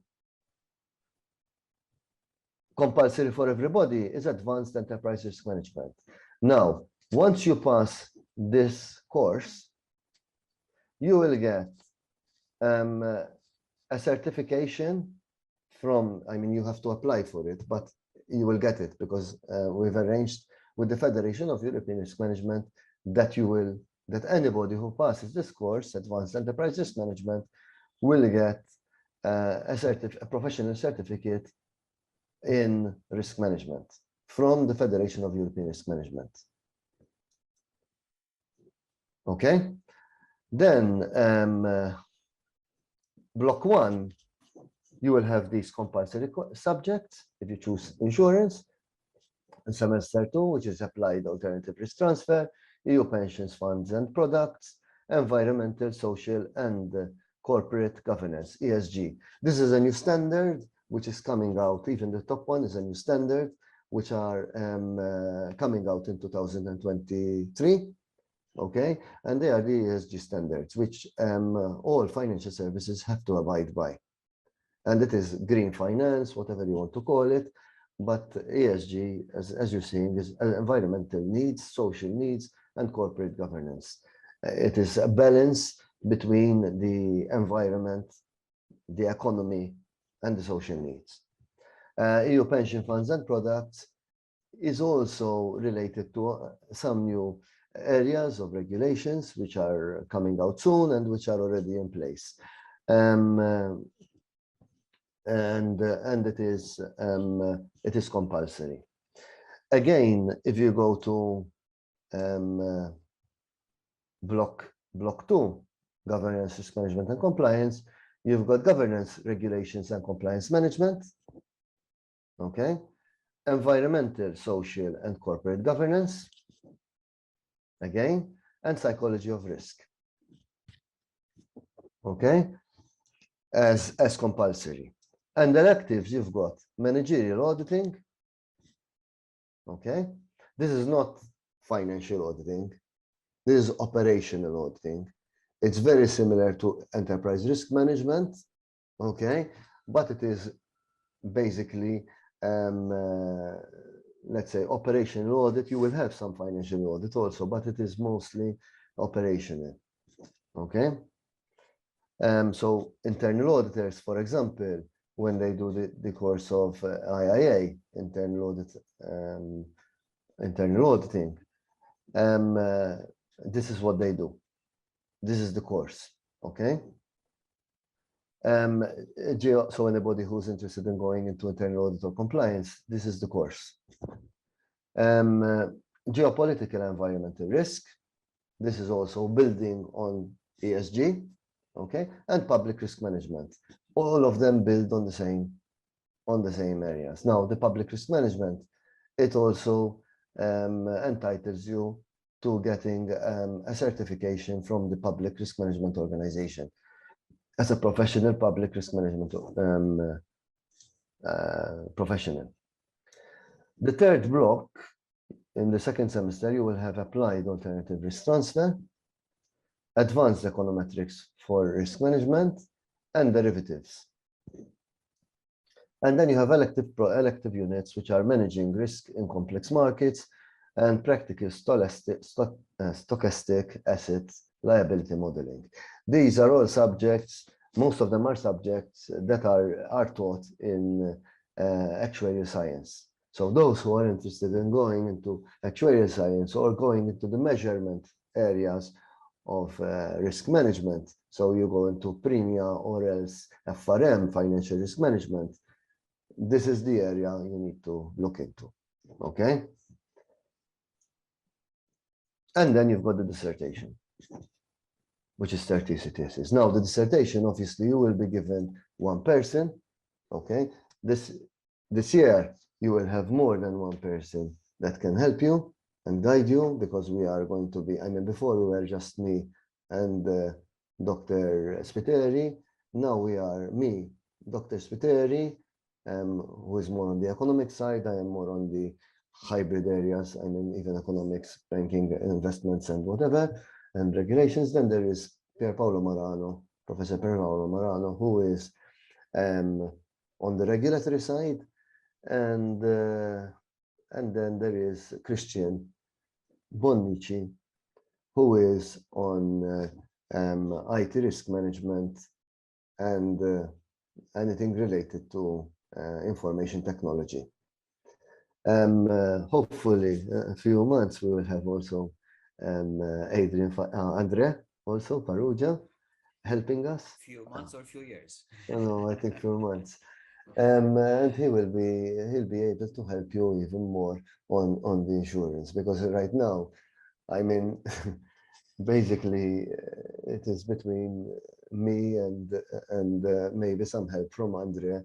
Yes, and for sure. Although as a- unofficially, because I'm still not a as a- PhD, I am still very, very open and willing to help anybody.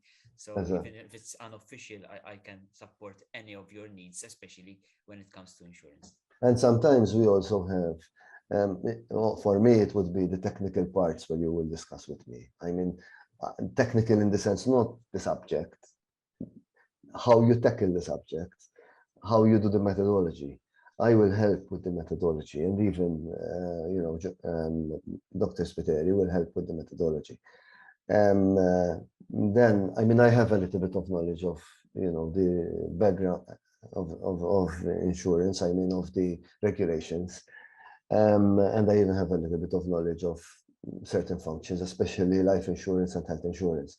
But when it comes to, for example, technical parts on motor insurance and these areas, I think Andrea is the expert, even marine and whatever. But don't worry, anything you would like to choose as a title. Here, we're not just talking about insurance, so it doesn't have to be specifically on insurance.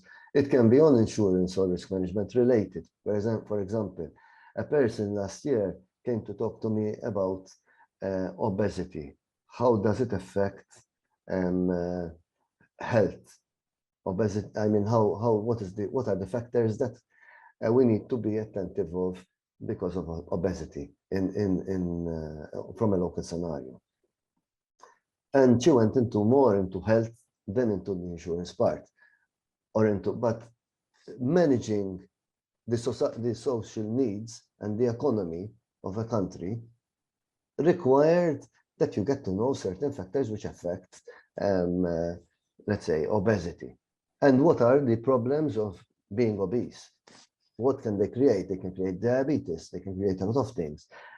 And indirectly, this was interesting for the insurers. It's interesting for the health services. It's interesting for people who are policymakers. Policymakers, I'm not talking about insurance, policymakers, government policymakers, okay? What medicine to buy and whatever.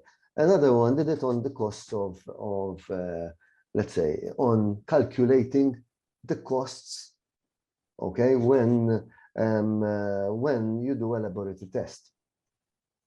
I mean, it has nothing to do with insurance, but it is managing your risks, your costs.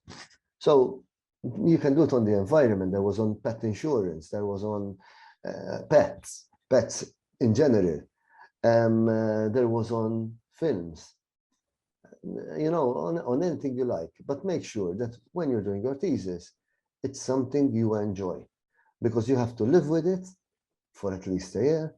And in the end, I mean, if you don't like it, you're going to feel pressured. Okay, and you have to start working on it immediately, because until let's say January, until about March, your interviews or your surveys, if you're going to do interviews or surveys, have to be ready. Even if you're going to collect data, panel data, you can work with panel data also. Or literature review, you can do a literature review, why not? You need to do it much before, because nobody is going to answer you that easily. And if you are doing a survey, you need at least 384 responses, which is not easy, especially if all of you are going together to the same firms. Okay, I mean, these are the difficulties that we always face. So, but it's an exciting program. You've got a choice. You've got quite a big choice. I mean, so that the choices take effect, there have to be at least 5 persons in the course. Okay, or the course will not open. I hope that we will fill all the courses so that you know, you can enjoy doing what you really want to do, not areas, let's say, that you have to take because all the rest have taken it. Okay, that's it from my end. I mean, any questions, I'll be happy to answer. If it's related to the subject of insurance, I mean, Andre can tell you what goes on in the subjects which are insurance. If you want to know more about all the other subjects, I can tell you exactly what there is in each and every subject, because I designed them together with the lecturers. I might not be lecturing them, but at one point in time, I have lectured them. So, and I have designed them myself. So I can give you more information. In the meantime, if you are thinking about a question or two, I prepared a presentation which is mostly irrelevant because you know all about our department and what we do, etc. But I think one slide which I prepared and I think it's worth sharing with you is what happens out there, because you want to understand also the importance of undertaking a master's. Why do you take a master's? Just for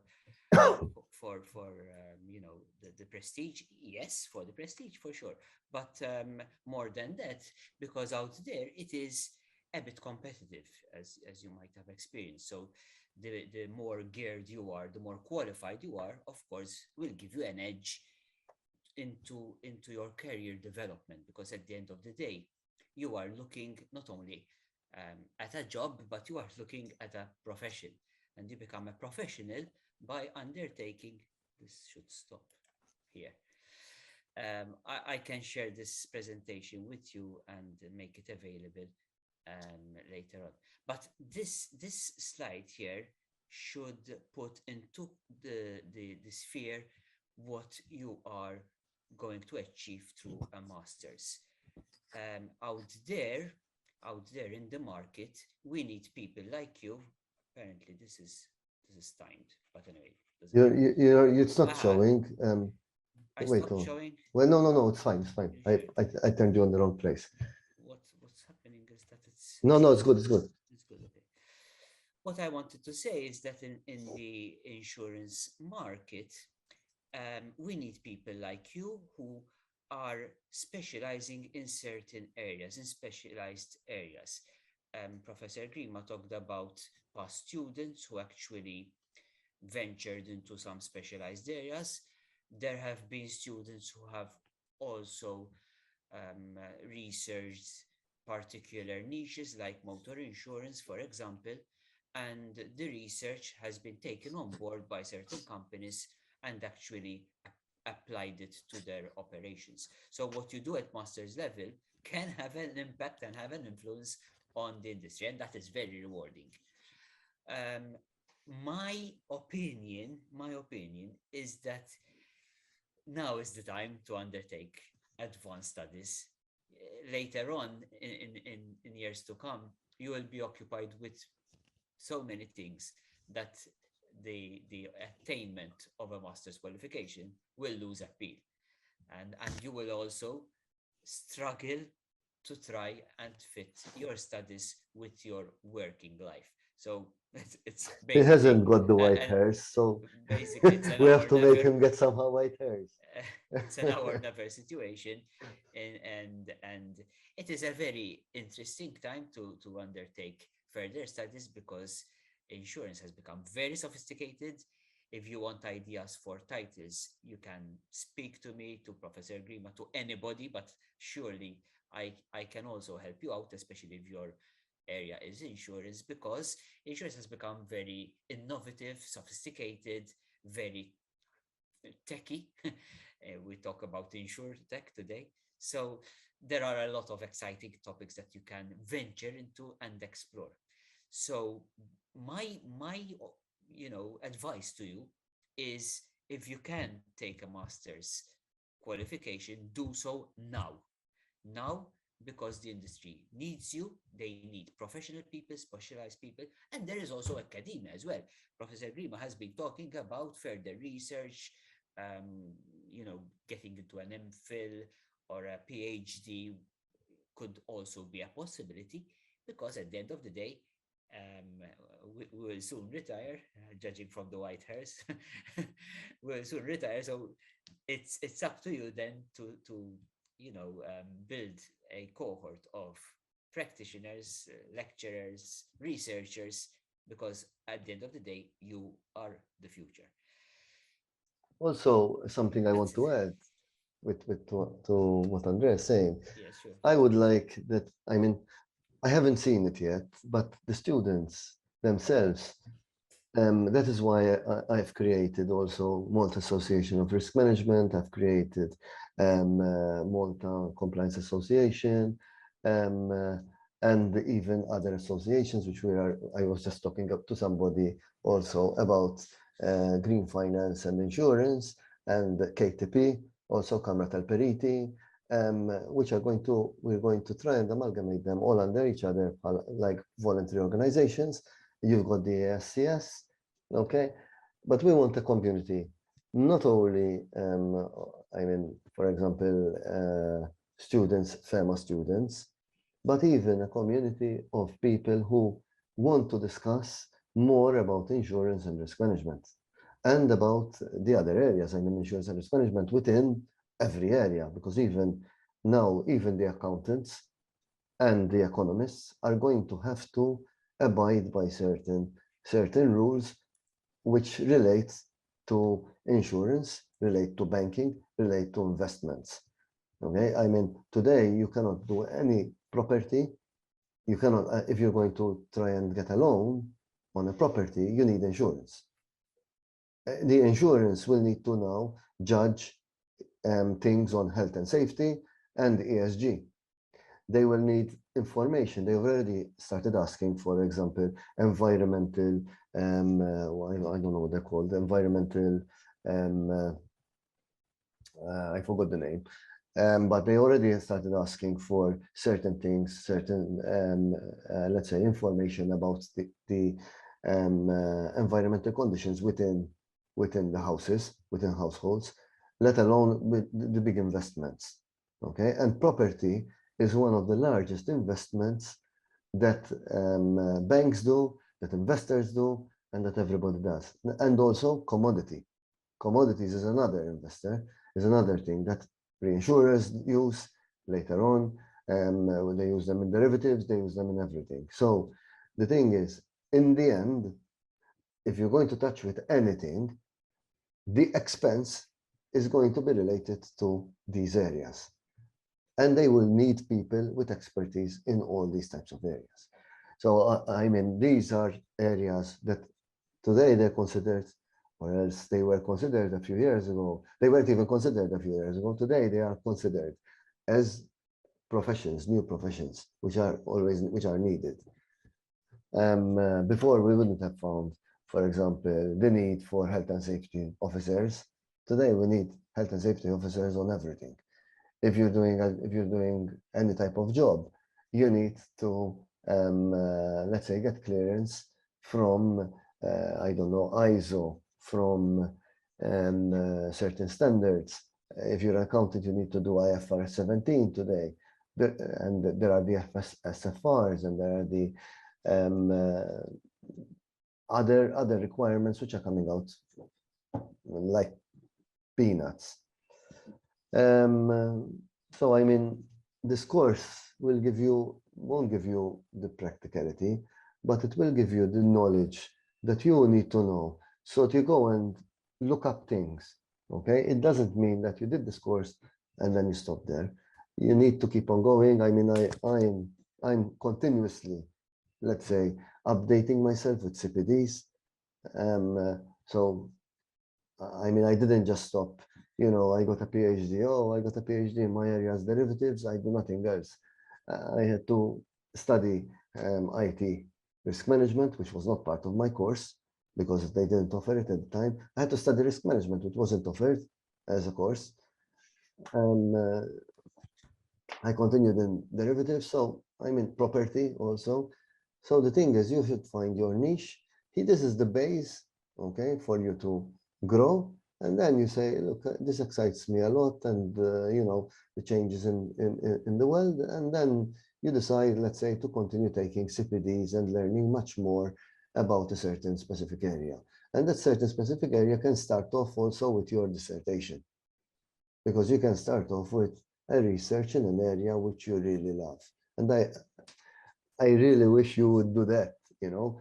No, don't think that what you're thinking doesn't have something exciting in it. I mean, you're always going to find something which, let's say, we can find something to help you, to guide you, to make it into a dissertation. There was one person, for example, she came to talk to me about ballet. Not in this course, but it was another course. She wanted to study, she was interested in ballet. We did the dissertation on ballet, and she got an A. So it's not that because she did it in ballet, she got nothing. Others did it in sports. Others did it in let's say, activities, business continuity and activities.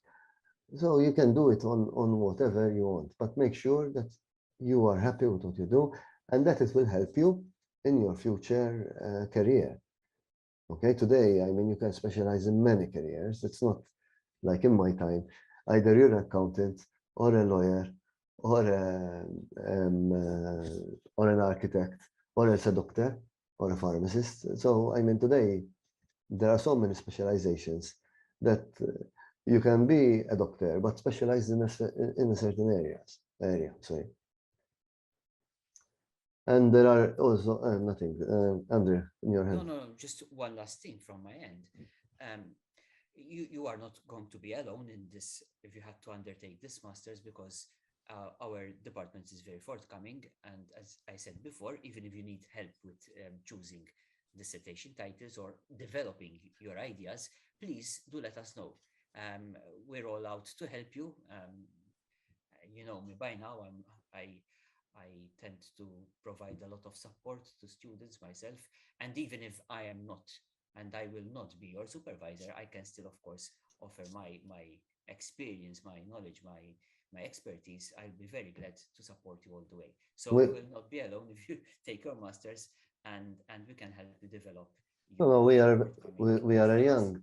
I mean, Andrea is old, but we are all young. No, I'm older than Andrea, and slightly. Just 1 month between us. The thing is, we are a young department. We are open to changes. We look for changes. You can ask people who have done the course before you. We are always available to help. All of us. I mean, I don't know of any complaints against any of the main lecturers. Let's say not even the visiting lecturers. I don't recall, some big complaints. So everybody is open and everybody tries to help. So. Any questions? Maybe we can. Any questions? If you have any questions you want to ask me by email, maybe you're shy or whatever. Feel free. There's some chat, I think. Can you explain further more on block 3? Okay. So block 3 is there are compulsory subjects for everybody. For example, research methods. That is compulsory for everybody. Why? Because you've all got a dissertation. Okay.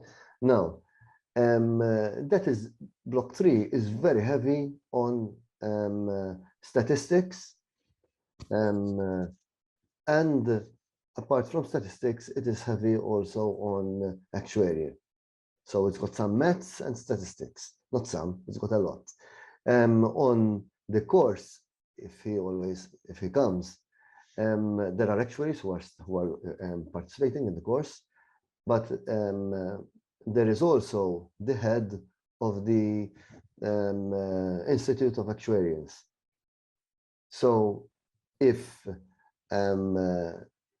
he will join us, he promised me to join us as a casual lecturer. We will have him, let's say, as one of the visiting lecturers on this course. Anybody who does this course will have a good ground, so that they continue to study on actuarial science, or else on risk measurement. Okay, because they have even econometric studies and derivatives.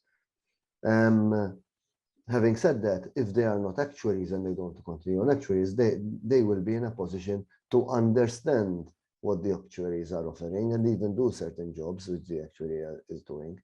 Okay, they can be, let's say, working with insurance firms, because insurance firms don't, although, I mean, you need to have the actuary, they don't usually, in Maltese at least, they don't usually employ an actuary full-time. Correct me if I'm wrong, Andre.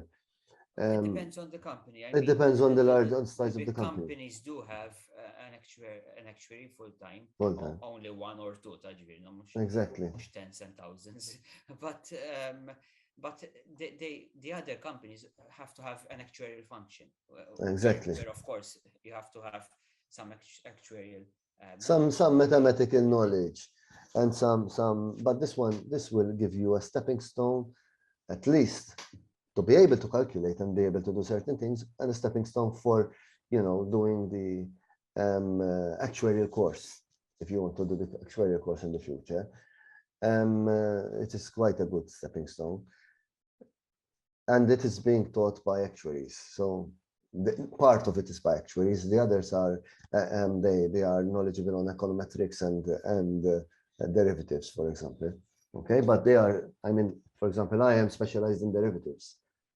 I don't know if I'll be lecturing on derivatives, but I'm specialized in that area.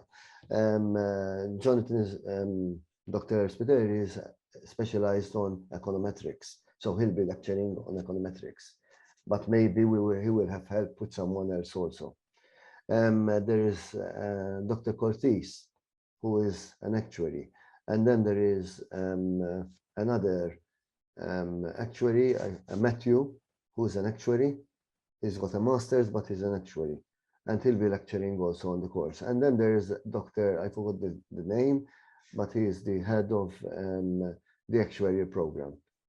I forgot his name. He's from South Africa. Pascal. No, not Pascal. I forgot the name. He'll be also helping out. But then, I mean, there are other people. Our external examiner also is an actuary. Is involved in statistics, because he's a statistician. So we have many people who can help on these areas. Okay. Any more questions? You can send the chat message if you wish. And apart from the bachelor's degree, do we need anything else, like work experience? no, to get into here, no, not at all. Okay. I mean, the MSc is not is for people who came from the from bachelor's. Before there was the BCom honors. We have taken off the BCom honors and given it because BCom honors and BCom, all right, were level 6. But in actual fact, it was a little bit higher than level 6. It was already a big difficulty, a big step when you go from BCom to BCom honors. When you go from BCom to masters, it's a very big step. Okay, but you're going to level 7. Academically, it is higher as level, and it might come as a little bit of a shock because you're going to a lot of detail now. But you don't need to have practical experience. Okay, we try to give you some. There is eligibility. You need a certain grade overall, Simon. No. There's no. You need to have You need to have a pass. To answer your question, there are no formalities. Nothing. No. You need to. There is. You need to get a pass at second lower. That's what I asked. Third class, you will have an interview. So you keep on going. Easy to get in. Yes. The criteria are easy. The criteria are the same as everywhere else, but what they add when you're doing abroad, they might ask you for GMAT. Okay, which we do the same when they come to Malta. From abroad, from another course, we give them. We do an interview or we check the eligibility of their courses. But even people from other courses can join, and they are welcome to join. From other areas, that is so that we have a bigger mix. Okay, and there'll be more mix of knowledge. This is a course which is interdisciplinary. It is not a course that is just, let's say, you studied insurance and you're coming out, I just want to be an insurance person working on health insurance. You can work on health insurance, but you need to gain an experience and grow in the industry and grow in the area or change the area if you don't like it. But here you're going to have a general knowledge, a background. Okay, and is there a maximum intake or? No. Okay. No. We want to ANSI. We need. That is why I opened it in 3 blocks, so that we can, let's say, meet the demands of everybody. Unfortunately, it came. I mean, I didn't yet have the time to advertise enough because until I recruited the people, until I made the course and everything, and designed the course and everything, it takes time, and you get it accredited. Did I answer your question? Yes, thank you. There's another question. Can you become an actuary from a master's qualification only? No. Unfortunately, in every course, they never give you exemption from everything. Okay, anything you do. They always, especially when they are British courses, they always leave the last few exams to be done by yourselves.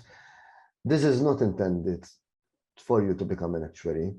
This is looking at the risk management part, not the actuarial part, but there is actuarial in the risk management also. And there are subjects which are offered in the actuarial. They are the same, very similar to the actuarial qualification, or maybe even more detailed. However, with this master's, you cannot be a qualified, inverted commas, professional actuarian, you need to do the course tal-actuarian. Issa, the thing is, we haven't discussed any exemptions, neither with the actuarial bodies, but let's say the only exemptions that I have discussed were with ACII, the Chartered Institute of Insurance, IRM, I have discussed with IRM, so you can get some exemptions from those areas. But at the same time, you've got a level 7, it's a master's degree, and as far as I know, I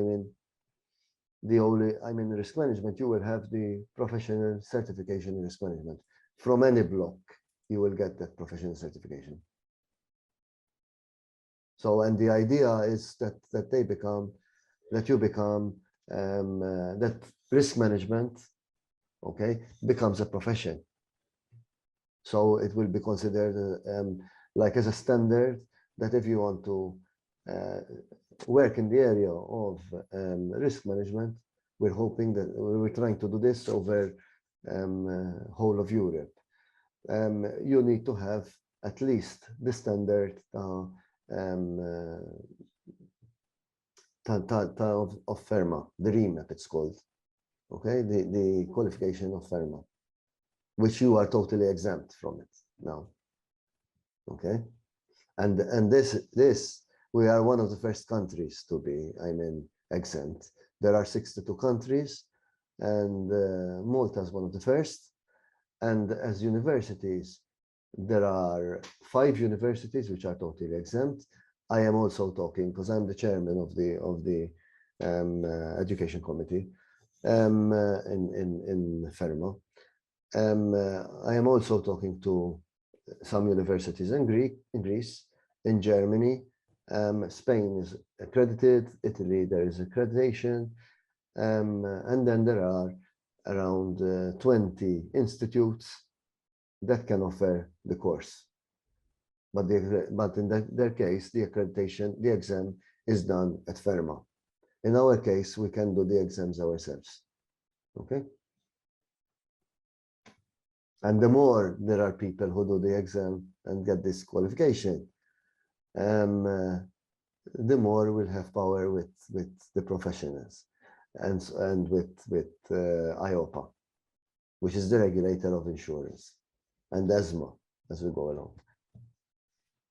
So, this is creating a new profession. So we created the standard, we have other standards, we have to do CPDs, you will have to do 25-hour CPDs per year, and there are no exams for the CPDs, and you will maintain this professional certification, and then obviously your pay will relate to the level, the number of years experience and the number of CPDs that you have,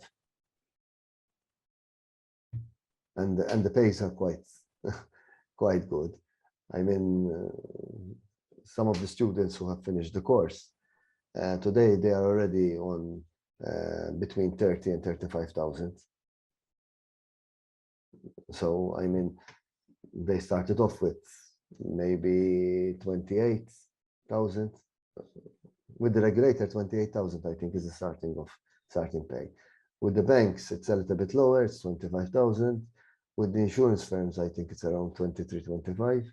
It depends if it's a Maltese insurer or foreign insurer, and how safe, let's say, safe in the sense of with private firms, sometimes you keep on going for, let's say, you keep on going even until 7, 8 o'clock in the evening, even later. With other firms, you might, let's say, have summer hours, you might have a lot of these perks, which maybe in other firms you won't have. So the pay might be a little bit lower, but the conditions will be much better.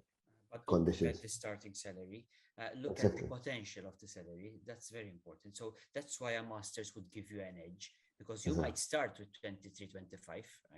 Let's be honest. But then the potential to develop your salary, your career would be much greater if you have a master's standing. And you're asking, somebody asked, and you would start off with quite a low position, I assume. No, it doesn't mean. I mean, If you're not going to be a director day one, no, come as on. I mean, exactly. let's be honest. We can't. Look, you learn say from otherwise. everything. I started off from bottom. I had a master's also when I joined the bank. I was already an accountant, but I started in a branch as a clerk. It was a different time. But the thing is, within less than a year, I was working in the treasury. Okay, I started working as inverted commas a secretary, just putting things in boxes and files and everything. But if you are intelligent, you will look at what they are doing and you will learn it, and you will learn by sitting down and observing. Once you learn and you know it, then you've got the knowledge because you've got the regulations. You know the regulations. You know how to do certain things. You build on them. You're observing, and when you go to do it, you know what to do. And the position will grow. I mean, you will, let's say, within 3 years, I mean, you should be in quite a good position, let's say mid-management. And that would give you a better pay. The pays are already going up really fast. I mean, I know people with 35,000, who have finished the course maybe 2 years ago, as I told you. There are others who have much more, but the reason being they went into something that is more challenging. Now, whether they could do it or they couldn't do it, I don't know, but the company found them adequate. I found them good enough to be in that position. What I can tell you, we're running out of time. I don't know whether there are any other questions, so that we give an opportunity to others. Yes. Because we're yes, 3 minutes. Exactly. Do you have any other questions? Of course, you can reach us via email. That's a given. We're always available for any of your, comments, queries. Please do approach us. Do communicate with us.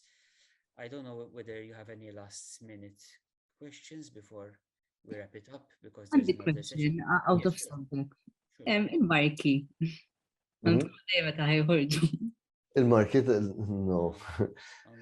But yes, ħanajdlek, next week there'll be approved. No, they're approved already. So when they are approved, fair question. when they are approved, they will be online immediately. Okay, all right. Tom, you had some questions, some results. Yeah, we had ħarġilna ġa tal-insurance. We had this ħarġilkom? Yeah, we had I this. signed more than one. I don't know if it was the intom third year. Yeah, because the third year, there's the classifications. Allura, what will happen is the third year, Ashington third year is the last year. So the third year is next week. We've got on the 20th, I think. Wednesday, we've got the classifications. So classifications, we have to meet, we have to sign off everything. I've already signed them off. You went well, all of you. I don't know if there were, I don't know if there were any failures, because I didn't check if it is the first year, second year, whatever. There were many good marks. So I don't think, I don't remember specifically persons,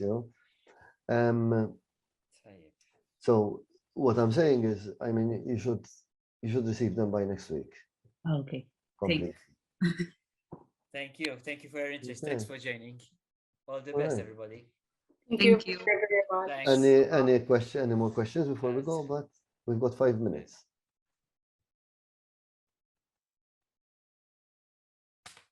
Thank you very much. Thank you very much for joining. Thank you. Bye. Bye-bye. Thank you. Bye.